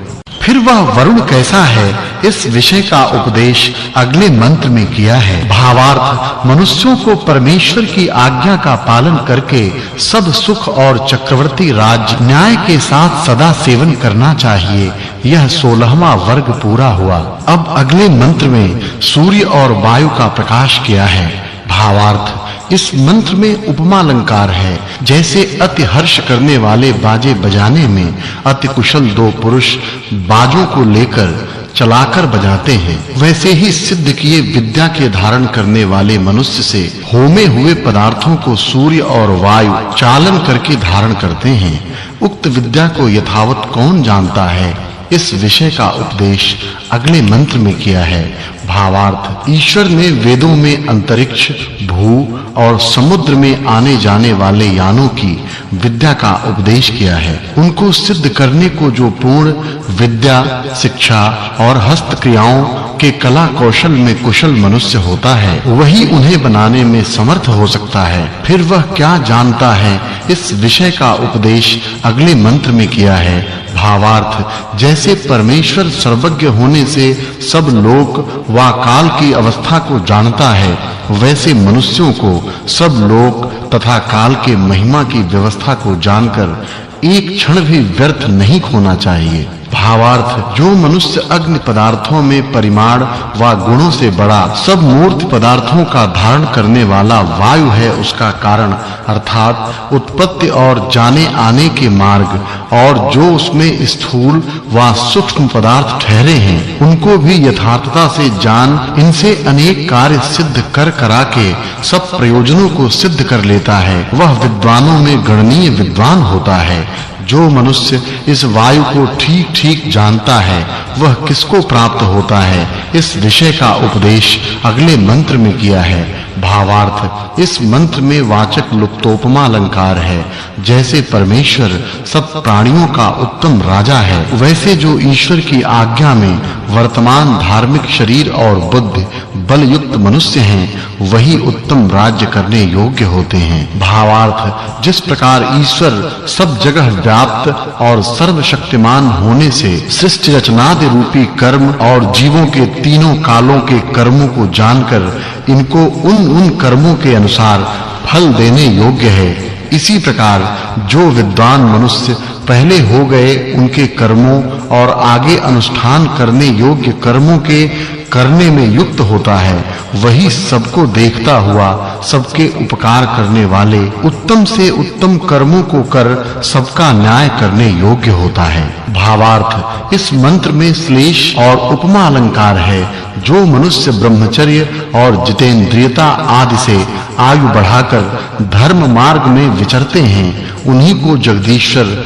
अनुग्रहित कर आनंद युक्त करता है। जैसे प्राण और सूर्य अपने बल और तेज से ऊंचे नीचे स्थानों को प्रकाशित कर प्राणियों को सुख के मार्ग से युक्त करके उचित समय पर दिन रात आदि सब काल विभागों को अच्छे प्रकार सिद्ध करते हैं वैसे ही अपने आत्मा शरीर और सेना के बल से न्यायाधीश मनुष्य धर्म युक्त छोटे मध्यम और बड़े कर्मों के प्रचार से अधर्म युक्त को छुड़ा उत्तम और नीच मनुष्यों का विभाग सदा किया करते हैं। फिर वह वरुण किस प्रकार का है इस विषय का उपदेश अगले मंत्र में किया है। भावार्थ इस मंत्र में श्लेषालंकार है। जैसे वायु बल का करण हारा होने से सब अग्नि आदि स्थूल और सूक्ष्म पदार्थों को धर के आकाश में गमन और आगमन करता हुआ चलता और जैसे सूर्य लोक भी स्वयं प्रकाश रूप होने से रात्रि को निवारण कर अपने प्रकाश से सबको प्रकाशता है वैसे विद्वान लोग भी विद्या और उत्तम शिक्षा के बल से सब मनुष्यों को धारण कर धर्म में चलकर अन्य सब मनुष्यों को चलाया करें। भावार्थ इस मंत्र में श्लेषालंकार है। जो हिंसक परद्रोही अभिमान युक्त जन हैं वे अज्ञानपन से परमेश्वर व विद्वानों के गुणों को जानकर उनसे उपकार लेने को समर्थ नहीं हो सकते। इसलिए सब मनुष्यों को योग्य है कि उनके गुण कर्म और स्वभाव का सदैव ग्रहण करें। भावार्थ जिस सृष्टि करने वाले अंतर्यामी जगदीश्वर ने परोपकार व जीवों को उनके कर्म के अनुसार भोग कराने के लिए संपूर्ण जगत कल्प कल्प में रचा है जिसकी सृष्टि में पदार्थों के बाहर भीतर चलने वाला वायु सब कर्मों का हेतु है और विद्वान लोग विद्या का प्रकाश और अविद्या का हनन करने वाले प्रयत्न कर रहे हैं। इसलिए इस परमेश्वर के धन्यवाद के योग्य कर्म सब मनुष्यों को जानने चाहिए। भावार्थ इस मंत्र में उपमा अलंकार है। मनुष्य को ऐसा निश्चय करना चाहिए कि जैसे गौ आदि पशु अपने-अपने वेग के अनुसार दौड़ते हुए चाहे हुए स्थान को पहुंचकर थक जाते हैं वैसे ही मनुष्य अपनी बुद्धि बल के अनुसार परमेश्वर वायु और सूर्य आदि पदार्थों के गुणों को जानकर थक जाते हैं। किसी मनुष्य की बुद्धि व शरीर का वेग ऐसा नहीं हो सकता कि जिसका अंत न हो सके। जैसे पक्षी अपने-अपने बल के अनुसार आकाश को जाते हुए आकाश का पार कोई भी नहीं पाता इसी प्रकार कोई मनुष्य विद्या विषय के अंत होने को समर्थ नहीं हो सकता। मनुष्यों को यथा योग्य विद्या किस प्रकार प्राप्त होनी चाहिए इस विषय का उपदेश अगले मंत्र में किया है। भावार्थ इस मंत्र में उपमा अलंकार है। जैसे यज्ञ कराने और करने वाले प्रीति के साथ मिलकर यज्ञ को सिद्ध कर पूर्ण करते हैं वैसे ही गुरु शिष्य मिलकर सब विद्याओं का प्रकाश करें। सब मनुष्यों को इस बात की चाहना निरंतर रखनी चाहिए कि जिससे हमारी विद्या की वृद्धि प्रतिदिन होती रहे। फिर भी वे क्या-क्या करें इस विषय का प्रकाश अगले मंत्र में किया है। भावार्थ जिससे क्षमा आदि गुणों से युक्त मनुष्यों को यह जानना योग्य है कि प्रश्न और उत्तर के व्यवहार किए बिना परमेश्वर को जानने और शिल्प विद्या सिद्ध विमान आदि रथों को कभी बनाने को शक्य नहीं और जो उनमें उत्तम गुण हैं उनके जानने के लिए सदैव प्रयत्न करना चाहिए। फिर वह कैसा है इस विषय का उपदेश अगले मंत्र में किया है। भावार्थ जैसे परमात्मा जो उपासकों द्वारा निश्चय से सत्य भाव और प्रेम के साथ की हुई स्तुतियों को अपने सर्वज्ञपन से यथावत सुनकर उनके अनुकूल स्तुति करने वालों को सुख देता है वैसे ही विद्वान लोग भी धार्मिक मनुष्यों की योग्यता प्रशंसा को सुन सुखयुक्त किया करें। फिर वह परमात्मा कैसा है इस विषय का उपदेश अगले मंत्र में किया है। भावार्थ इस मंत्र में वाचक् लुप्तोपमा अलंकार है। जैसे परब्रह्म ने इस संसार के दो भेद किए हैं, एक प्रकाश वाला सूर्य आदि और दूसरा प्रकाश रहित पृथ्वी आदि लोक। जो इनकी उत्पत्ति व विनाश का निमित्त कारण काल है, उसमें सदा एक सा रहने वाला परमेश्वर सब प्राणियों के संकल्प से उत्पन्न हुई बातों का भी श्रवण करता है। इससे कभी अधर्म के अनुष्ठान की कल्पना भी मनुष्य को नहीं करनी चाहिए। वैसे इस शिष्ट क्रम को जानकर मनुष्य को ठीक-ठीक वर्तना चाहिए। भावार्थ जैसे धार्मिक परोपकारी विद्वान होकर ईश्वर की प्रार्थना करते हैं, जगदीश्वर उनके सब दुख बंधनों को छुड़ाकर सुखयुक्त करता है, वैसे ही कर्म हम लोगों को क्या न करने चाहिए। 24वें सूक्त में कहे हुए प्रजापति आदि अर्थों के बीच जो वरुण शब्द है, उनके अर्थ को इस 25वें सूक्त में कहने से इस सूक्त के अर्थ की संगति पहले सूक्त के अर्थ के साथ जाननी चाहिए। यह पहले अष्टक और दूसरे अध्याय में 19वां वर्ग और पहले मंडल के छठे अनुवाक में 25वां सूक्त समाप्त हुआ। अब 26वें सूक्त का प्रारंभ है। उसके पहले मंत्र में यज्ञ कराने और करने वालों के गुण प्रकाशित किए हैं। भावार्थ इस मंत्र में श्लेषालंकार है। यज्ञ करने वाले विद्वान हस्त क्रियाओं से बहुत पदार्थों को सिद्ध करने वाले विद्वान स्वीकार और उनका सत्कार कर अनेक कार्यों को सिद्ध कर सुख को प्राप्त करे वा करावे। कोई भी मनुष्य उत्तम विद्वान पुरुषों के संग किए बिना कुछ भी व्यवहार व परमार्थ रूपी कार्य को सिद्ध करने में समर्थ नहीं हो सकता। फिर वह किस प्रकार का है, इस विषय का उपदेश अगले मंत्र में किया है। भावार्थ इस मंत्र में पूर्व मंत्र से यज इस पद की अनुवृत्ति आती है। मनुष्य को योग्य है कि सज्जन मनुष्यों के संग करना चाहिए। फिर वह किस प्रकार का है, इस विषय का उपदेश अगले मंत्र में किया है। भावार्थ इस मंत्र में वाचक् लुप्तोपमा अलंकार है। जैसे अपने लड़के को सुख संपादक उनकी कृपा करने वाला पिता, स्वमित्रों को सुख देने वाला मित्र और विद्यार्थी को विद्या देने वाला विद्वान अनुकूल वर्तता है, वैसे ही सब मनुष्य सबके लिए अच्छे प्रकार निरंतर यत्न करें, ऐसा ईश्वर का उपदेश है। फिर वे कैसे वर्तें, इस विषय का उपदेश अगले मंत्र में किया है। भावार्थ इस मंत्र में उपमा अलंकार है। जैसे सभ्यता पूर्वक सभा चतुर मनुष्य सभा में वर्ते, वैसे ही सब मनुष्यों को सब दिन वर्तना चाहिए। फिर वह कैसे वर्ते, इस विषय का उपदेश अगले मंत्र में किया है। भावार्थ मनुष्यों को उचित है कि सब मनुष्यों में मित्रता रखकर उत्तम शिक्षा और विद्या को पढ़ सुन और विचार के विद्वान होवे। यह 20वां वर्ग पूरा हुआ। फिर यज्ञ आदि करने कराने वाले हम लोगों को क्या करना चाहिए, इस विषय का उपदेश अगले मंत्र में किया है। भावार्थ यहाँ वाचक् लुप्तोपमा अलंकार है।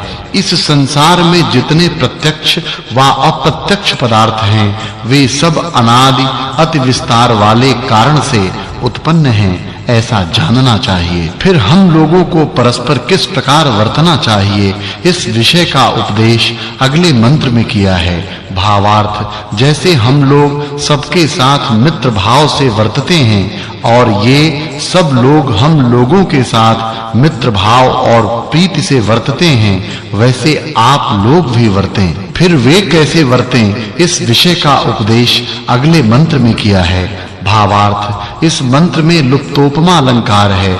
मनुष्य को योग्य है कि ईश्वर ने इस संसार में जितने पदार्थ उत्पन्न किए हैं, उनके जानने के लिए विद्याओं का संपादन करके कार्यों की सिद्धि करें। फिर किस लिए उस ईश्वर की प्रार्थना करने और मनुष्यों के परस्पर वर्तने का उपदेश अगले मंत्र में किया है। भावार्थ जब तक मनुष्य राग व द्वेष को छोड़कर परस्पर उपकार के लिए विद्या, शिक्षा और पुरुषार्थ से उत्तम कर्म नहीं करते, तब तक वे सुखों के संपादन करने में समर्थ नहीं हो सकते।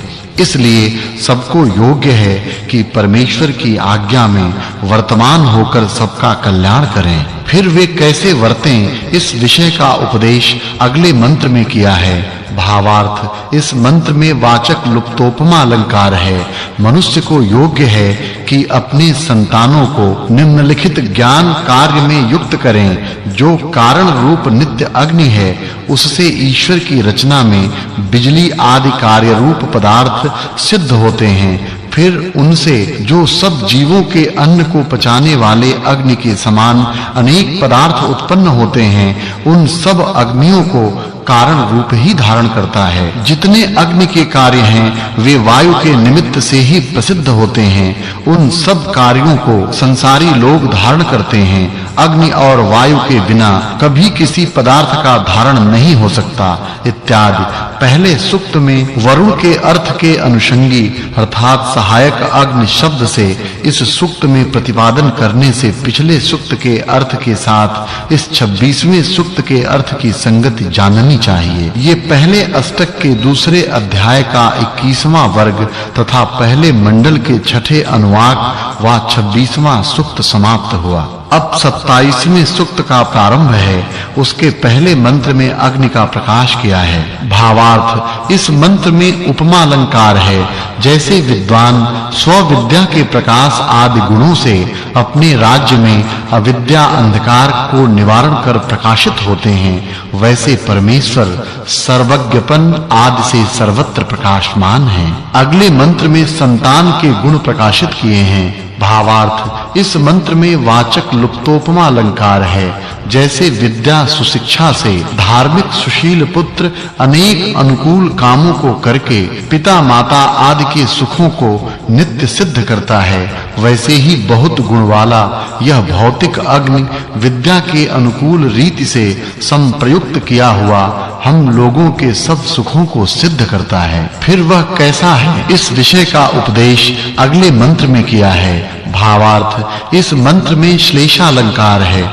मनुष्य से उपासना किया हुआ ईश्वर व सम्यक सेवित विद्वान युद्ध में शत्रुओं से रक्षा करने वाला व रक्षा का हेतु होकर शरीर आदि व विमान आदि की रक्षा करके हम लोगों के लिए सब आयु देता है। अब अगले मंत्र में अग्नि शब्द से ईश्वर का प्रकाश किया है।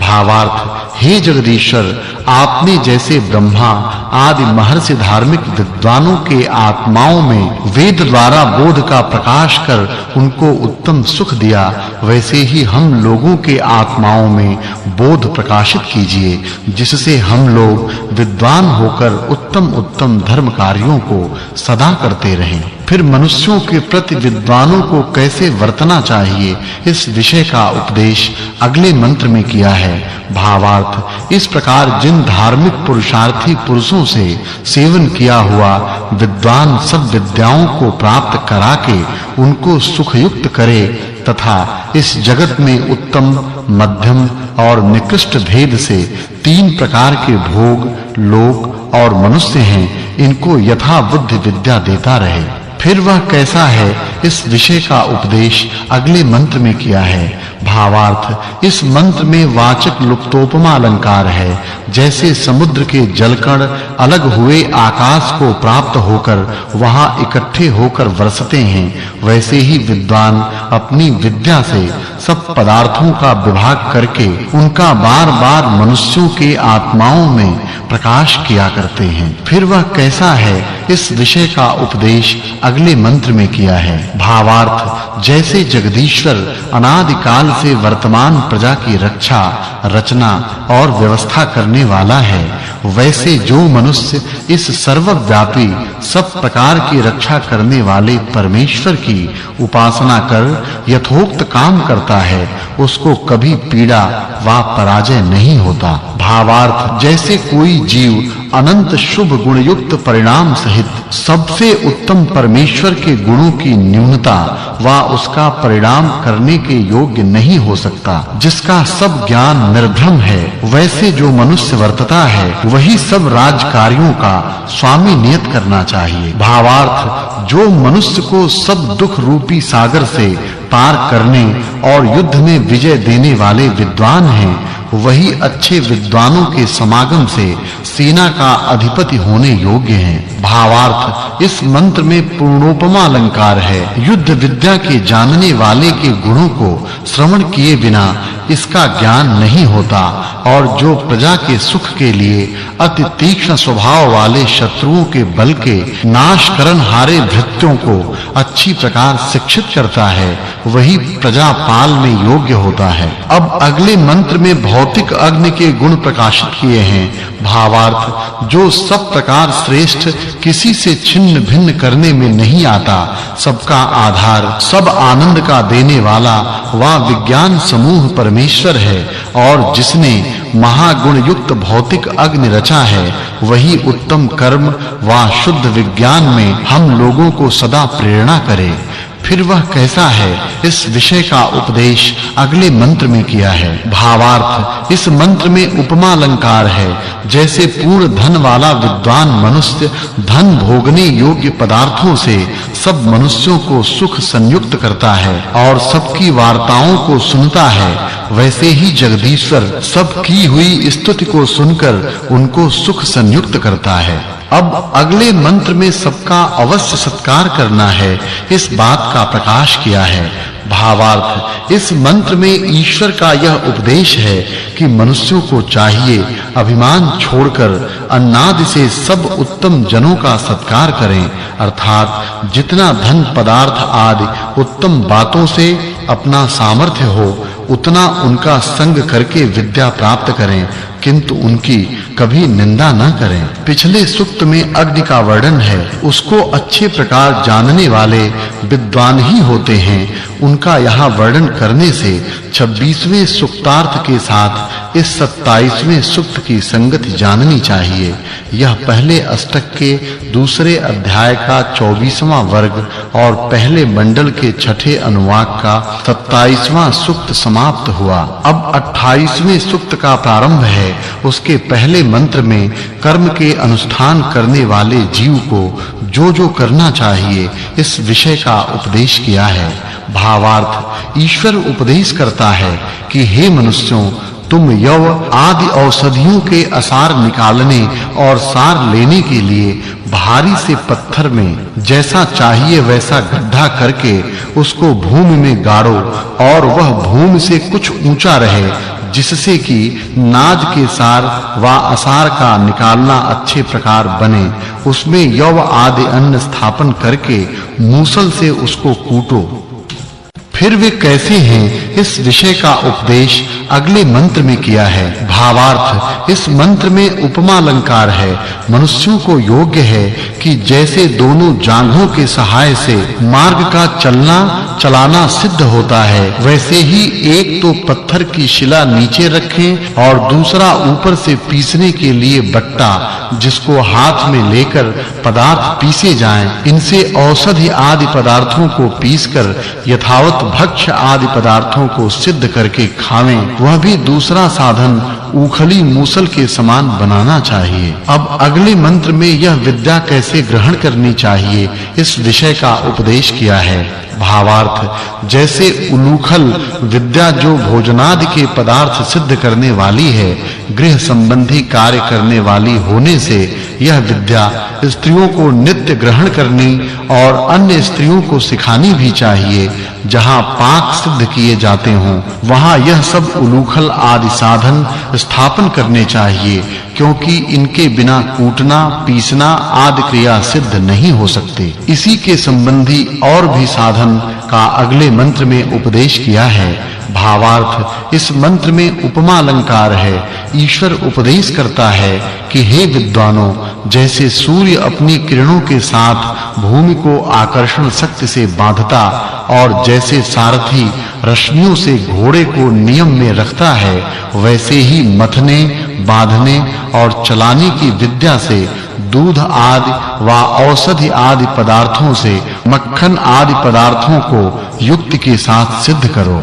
उक्त उलूखल से क्या करना चाहिए इस विषय का उपदेश अगले मंत्र में किया है।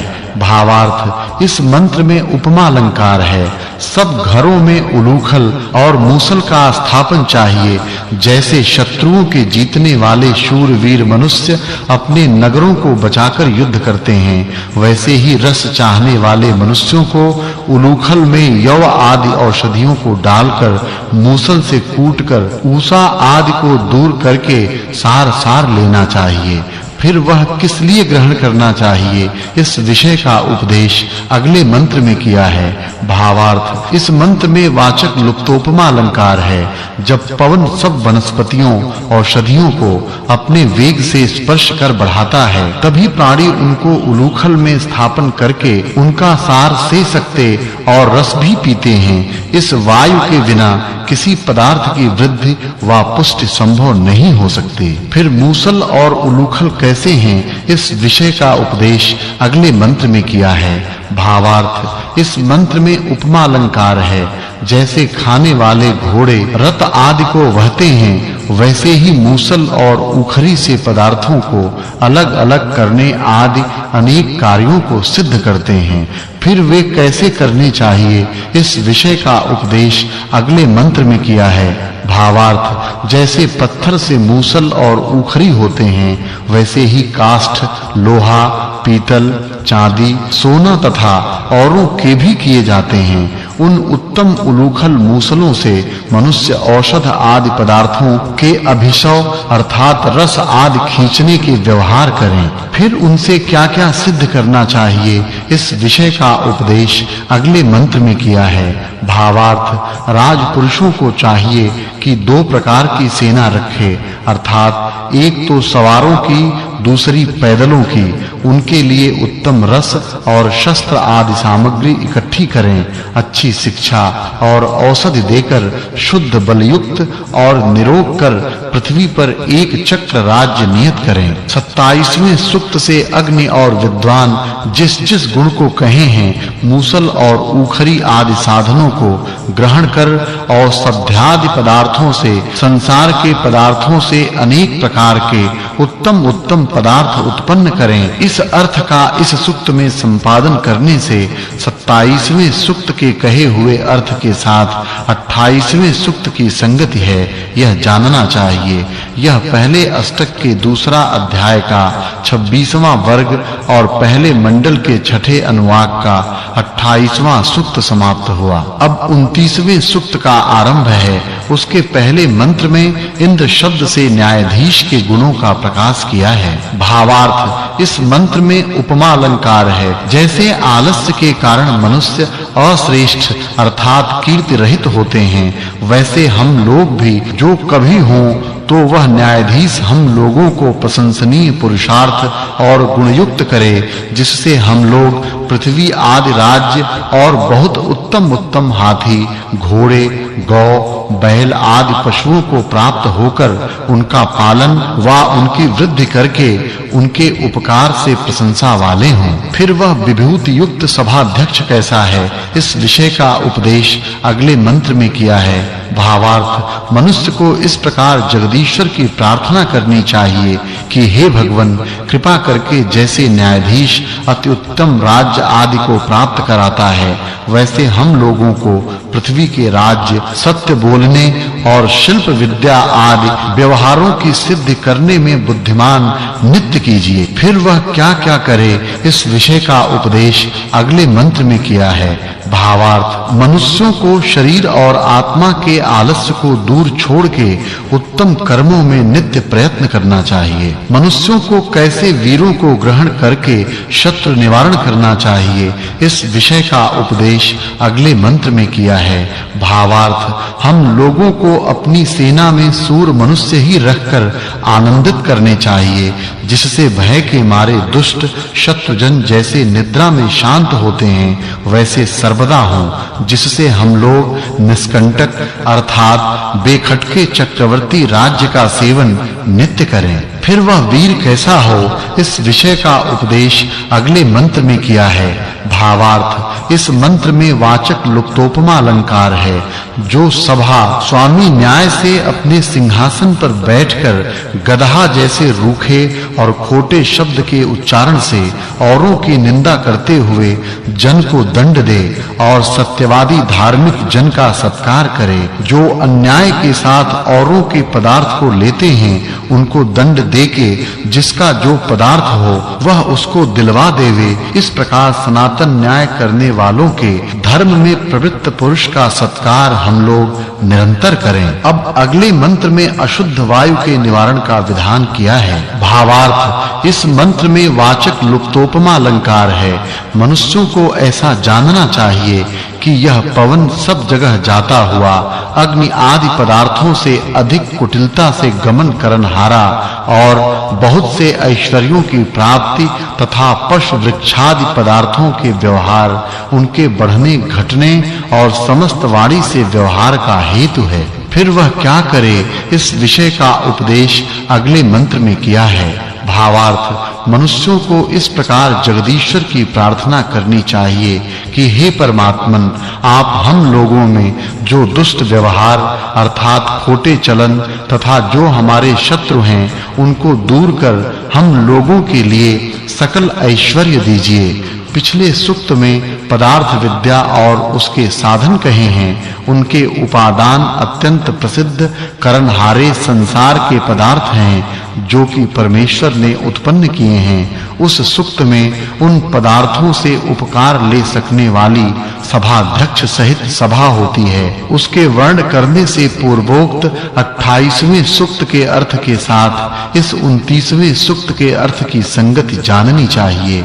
यह प्रथम अष्टक के दूसरे अध्याय का 27वां वर्ग व प्रथम मंडल के छठे अनुवाक का 29वां सूक्त समाप्त हुआ। अब 30वें सूक्त का आरंभ है। इसके पहले मंत्र में इंद्र शब्द से शूर वीरों के गुणों का प्रकाश किया है। भावार्थ, इस मंत्र में उपमा अलंकार है। जैसे मनुष्य पहले कुएं को खोदकर उसके जल से खान पान और खेत बगीचे आदि स्थानों के सींचने से सुखी होते हैं, वैसे ही विद्वान लोग यथा योग्य कला यंत्रों में अग्नि को जोड़ के उसकी सहायता से कलों में जल को स्थापन करके उनको चलाने से बहुत कार्यों को सिद्ध करके सुखी होते हैं। फिर वह कैसा है, इस विषय का उपदेश अगले मंत्र में किया है। भावार्थ, इस मंत्र में उपमा अलंकार है। यह अग्नि, सूर्य और बिजली जिसके प्रसिद्ध रूप सैकड़ों पदार्थों की शुद्धि करता है और पचाने योग्य पदार्थों में हजारों पदार्थों को अपने वेग से पकाता है। जैसे जल नीची जगह को जाता है वैसे ही यह अग्नि ऊपर को जाता है। इन अग्नि और जल को लौट-पौट करने अर्थात अग्नि को नीचे जल को ऊपर स्थापन करने से व दोनों के संग्राम से वेग आदि गुण उत्पन्न होते हैं। फिर वह किस प्रकार का है, इस विषय का उपदेश अगले मंत्र में किया है। भावार्थ, इस मंत्र में उपमा अलंकार है। जैसे समुद्र के मध्य में अनेक गुण, रत्न और जीव जंतु और अगाध जल है, वैसे ही अग्नि और जल के सकाश से प्रयत्न के साथ बहुत प्रकार का उपकार लेना चाहिए। फिर भी उसका अगले मंत्र में प्रकाश किया है। भावार्थ, इस मंत्र में उपमा अलंकार है। जैसे कबूतर वेग से कबूतरी को प्राप्त होता है, वैसे ही शिल्प विद्या से सिद्ध किया हुआ अग्नि अनुकूल अर्थात जैसे चाहिए वैसी गति को प्राप्त होता है। मनुष्य इस विद्या को उपदेश व श्रवण से पा सकते हैं।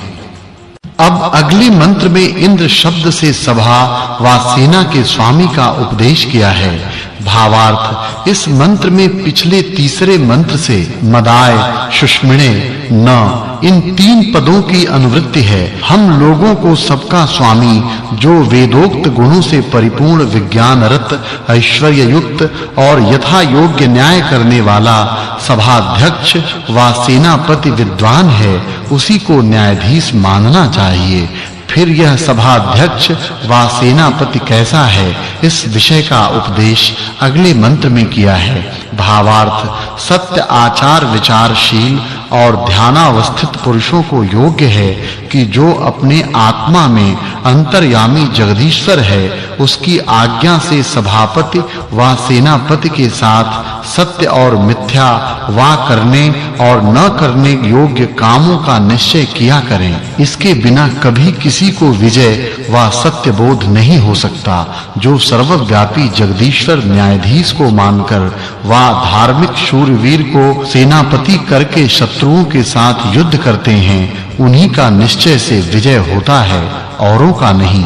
फिर ईश्वर व सेनाध्यक्ष कैसे हैं इसका उपदेश अगले मंत्र में किया है। भावार्थ इस मंत्र में श्लेषालंकार है। मनुष्यों को परस्पर मित्रता संपादन कर अलभ्य पदार्थों की रक्षा और सब जगह विजय करना चाहिए तथा परमेश्वर और सेनापति का नित्य आश्रय करना चाहिए और यह भी स्मरण रखना चाहिए कि उक्त आश्रय से ही उत्तम कार्य सिद्ध होने योग्य हों। सो ही नहीं किंतु विद्या और पुरुषार्थ भी उनके लिए करनी चाहिए। वह किसके साथ प्राप्त हो इस विषय का उपदेश अगले मंत्र में किया है। भावार्थ जहां मनुष्य सभा व सेना के स्वामी का सेवन करते हैं वहां सभाध्यक्ष अपनी सेना के अंग व अन्नादि पदार्थों के साथ उनके समीप स्थिर होता है। इसकी सहायता के बिना किसी को सत्य सत्य सुख व विजय नहीं होते हैं। अब ईश्वर और सेनाध्यक्ष की प्रार्थना सब मनुष्यों को करनी चाहिए। इस विषय का उपदेश अगले मंत्र में किया है। भावार्थ ईश्वर मनुष्यों को उपदेश करता है कि हे मनुष्यों तुमको औरों के लिए ऐसा उपदेश करना चाहिए कि जो अनादि कारण से अनेक प्रकार के कार्यों को उत्पन्न करता है तथा जिसकी उपासना पहले विद्वानों ने की व अब करते और अगले करेंगे उसी की उपासना नित्य करनी चाहिए।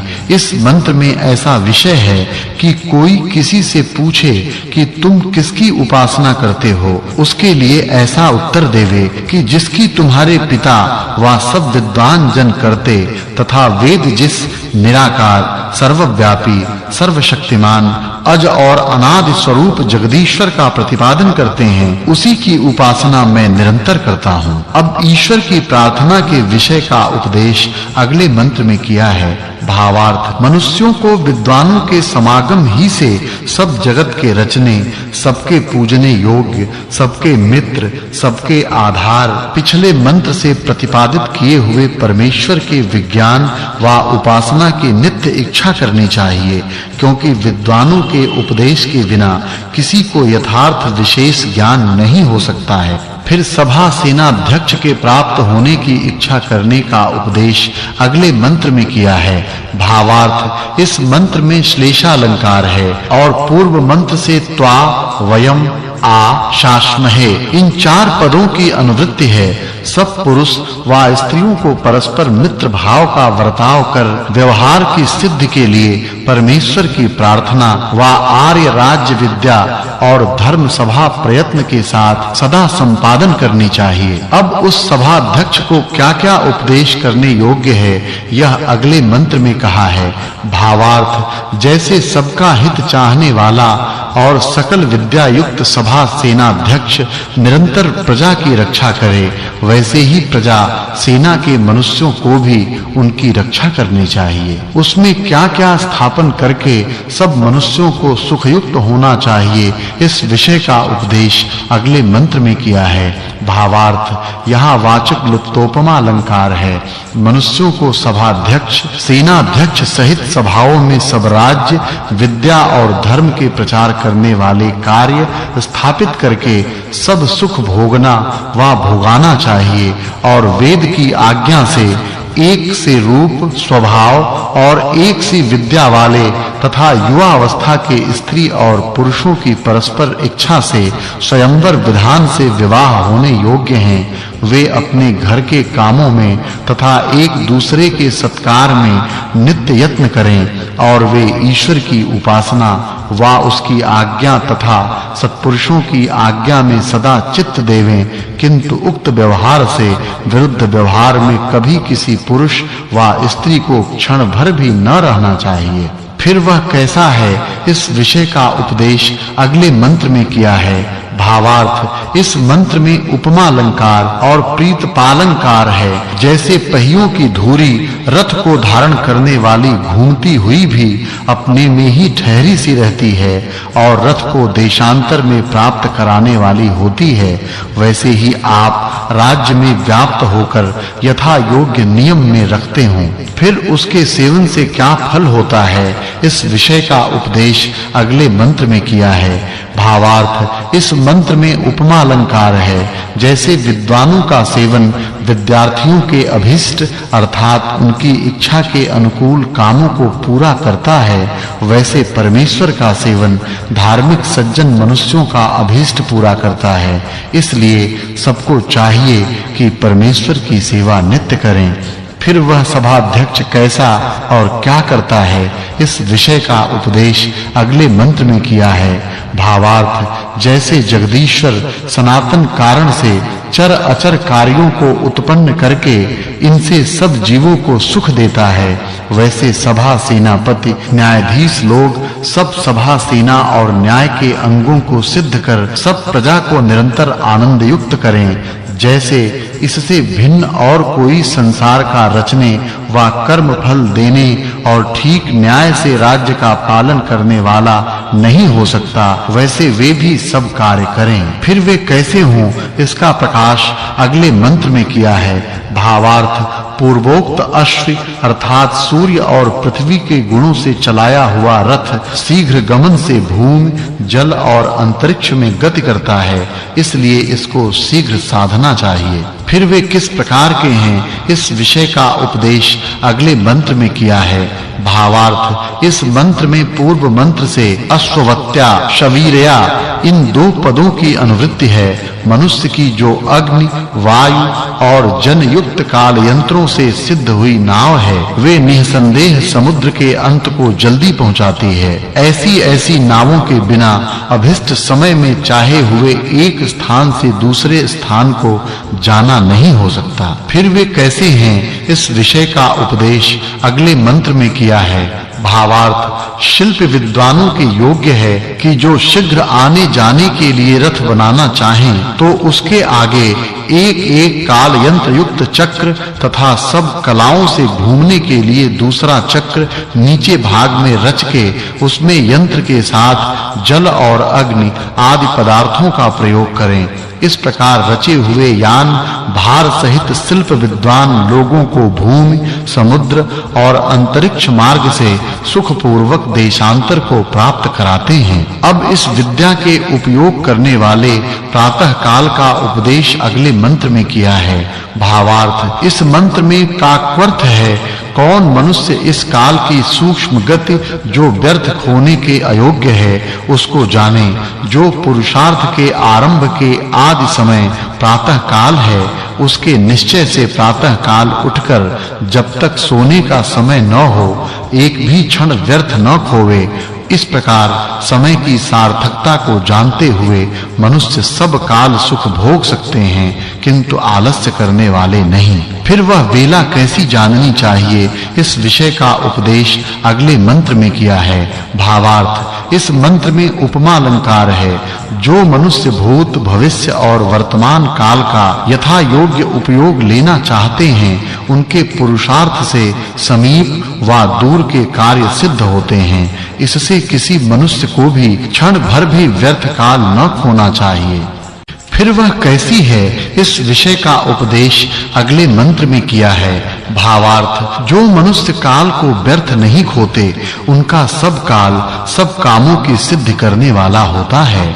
इस मंत्र में पिछले सूक्त के अनुसंगी इंद्र, अश्वि और उषा समय के वर्णन के पहले सूक्त के अनुसंगी अर्थों के साथ इस सूक्त के अर्थ की संगति जाननी चाहिए।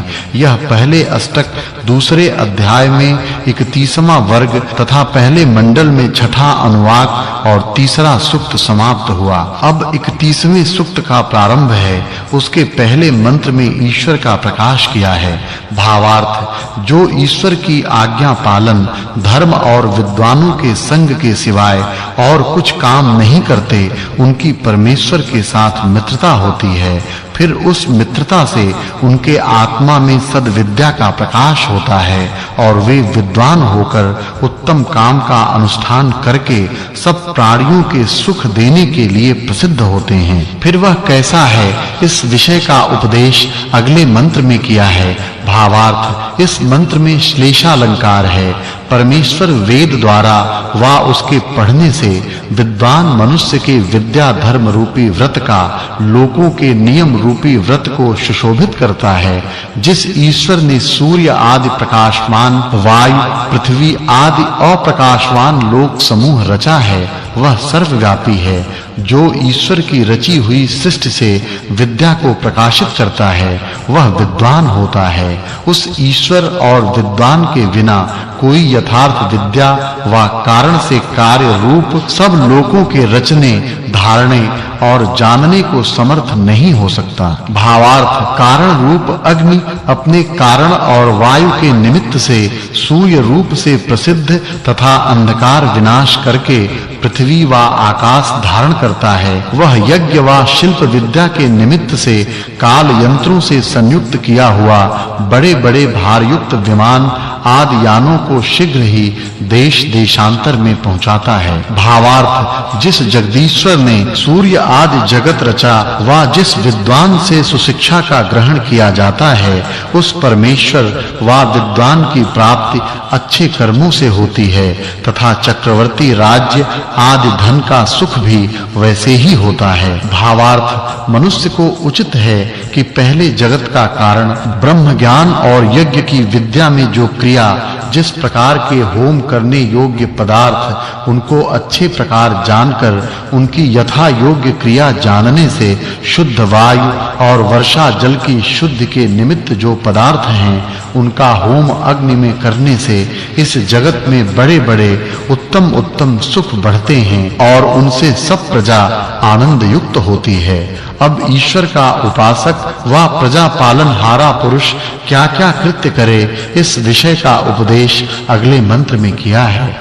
भावार्थ, परमेश्वर का यह स्वभाव है कि जो पुरुष अधर्म छोड़कर धर्म करने की इच्छा करते हैं, उनको अपनी कृपा से शीघ्र ही धर्म में स्थिर करता है। जो धर्म से युद्ध व धन को सिद्ध करना चाहते हैं, उनकी रक्षा कर उनके कर्मों के अनुसार उनके लिए धन देता और जो खोटे आचरण करते हैं, उनको उनके कर्मों के अनुसार दंड देता है। जो ईश्वर की आज्ञा में वर्तमान धर्मात्मा थोड़े भी युद्ध के पदार्थों से युद्ध करने को प्रवृत्त होते हैं, ईश्वर उन्हीं को विजय देता है, औरों को नहीं। फिर वह ईश्वर जीवों के लिए क्या करता है, इस विषय का उपदेश अगले मंत्र में किया है। भावार्थ, जो ज्ञानी धर्मात्मा मनुष्य मोक्ष पद को प्राप्त होते हैं, उनका उस समय ईश्वर ही आधार है। जो जन्म हो गया वह पहला, और जो मृत्यु व मोक्ष होके होगा वह दूसरा, जो है वह तीसरा, और जो विद्या व आचार्य से होता है वह चौथा जन्म है। ये चार जन्म मिलके एक जन्म जो मोक्ष के पश्चात होता है, वह दूसरा जन्म है। इन दोनों जन्मों के धारण करने के लिए सब जीव प्रवृत्त हो रहे हैं। यह व्यवस्था ईश्वर के अधीन है। फिर परमात्मा का उपासक प्रजा के वास्ते कैसा हो, इस विषय का उपदेश अगले मंत्र में किया है। भावार्थ, मनुष्यों को परमेश्वर की इस प्रकार प्रार्थना करनी चाहिए कि हे परमेश्वर, कृपा करके हम लोगों में उत्तम धन देने वाली, सब शिल्प विद्या के जानने वाले उत्तम विद्वानों को सिद्ध कीजिए, जिससे हम लोग उनके साथ नवीन पुरुषार्थ करके पृथ्वी के राज्य और सब पदार्थों के यथा योग्य उपकार ग्रहण करें। भावार्थ, फिर भी ईश्वर की इस प्रकार प्रार्थना करनी चाहिए कि हे भगवान, जब आप जन्म दें तब श्रेष्ठ विद्वानों के संपर्क में जन्म दें और वहां हम लोगों को सर्व विद्या युक्त कीजिए, जिससे हम लोग सब धनों को प्राप्त होकर सदा सुखी हों। भावार्थ जैसे पिता संतानों द्वारा मान और सत्कार करने के योग्य है, वैसे प्रजाजनों द्वारा सभापति राजा है। फिर वह कैसा है और क्या करे, इस विषय का उपदेश अगले मंत्र में किया है। भावार्थ ईश्वरोक्त व्यवस्था करने वाले वेद शास्त्र और राजनीति के बिना प्रजा पालनहारा सभापति राजा प्रजा नहीं पाल सकता, और प्रजा राजा के अज्ञ संतान के तुल्य होती है। इससे सभापति राजा पुत्र के समान प्रजा को शिक्षा देवे। अगले मंत्र में भी सभापति का उपदेश किया है। भावार्थ सभापति राजा ईश्वर के जो संसार की धारण और पालना आदि गुण हैं, उनके तुल्य उत्तम गुणों से अपने राज्य के नियम में प्रवृत्त जनों की निरंतर रक्षा करे। अब अगले मंत्र से भौतिक अग्नि गुण युक्त सभा स्वामी का उपदेश किया है। भावार्थ इस मंत्र में उपमा अलंकार है। जैसे विद्यार्थी लोग अध्यापक अर्थात पढ़ाने वालों से उत्तम विचार के साथ उत्तम विद्याओं का सेवन करते हैं, वैसे तू भी धार्मिक विद्वानों के उपदेश के अनुकूल होके राजधर्म का सेवन करता रह। भावार्थ इस मंत्र में उपमा अलंकार है। जैसे पिता अपने संतानों को पालना व उनको धन देता व शिक्षा आदि करता है, वैसे राजा सब प्रजा को धारण करने और सब जीवों को यथा योग्य धन देने से उनके कर्मों के अनुसार सुख दुख देता रहे। फिर वह क्या करता है, इस विषय का उपदेश अगले मंत्र में किया है। भावार्थ इस मंत्र में उपमा अलंकार है।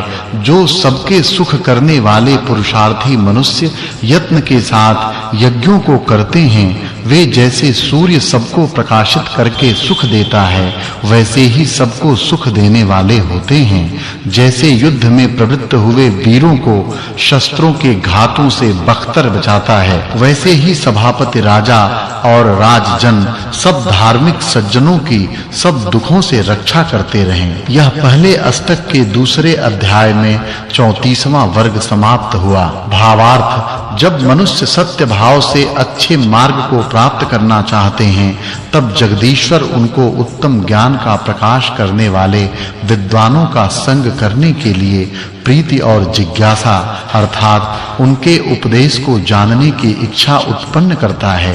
इससे वे श्रद्धालु हुए अत्यंत दूर भी बसने वाले सत्यवादी योगी विद्वानों के समीप जा उनका संग कर अभिष्ट बोध प्राप्त कर धर्मात्मा होते हैं। भावार्थ जिन मनुष्यों ने विद्या धर्मानुष्ठान और प्रेम से सभापति की सेवा की है, वह उनको उत्तम धर्म के कामों में लगाता है। फिर वह कैसा है, इसका प्रकाश अगले मंत्र में किया है। भावार्थ जो मनुष्य वेद की रीति से धर्मयुक्त व्यवहार को करते हैं, वे ज्ञानवान और श्रेष्ठ मति वाले होकर जिस उत्तम विद्वान की सेवा करते हैं, वह उनको श्रेष्ठ सामर्थ्य और उत्तम विद्या संयुक्त करता है। इस सूक्त में सेनापति आदि के अनुयोगी अर्थों के प्रकाश से पिछले सूक्त के साथ इस सूक्त की संगति जाननी चाहिए। यह पहले अष्टक में दूसरे अध्याय का 35वां वर्ग व पहले मंडल के 7वें अनुवाक में 31वां सूक्त समाप्त हुआ।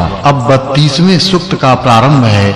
उसके पहले मंत्र में इंद्र शब्द से सूर्य लोक की उपमा करके राजा के गुणों का प्रकाश किया है। भावार्थ इस मंत्र में उपमा अलंकार है। ईश्वर का उत्पन्न किया हुआ यह अग्निमय सूर्य लोक जैसे अपने स्वाभाविक गुणों से युक्त अन्नादि प्रकाश आकर्षण दाह छेदन और वर्षा की उत्पत्ति के निमित्त कामों को दिन रात करता है, वैसे जो प्रजा के पालन में तत्पर राजपुरुष हैं, उनको भी नित्य प्रति करना चाहिए।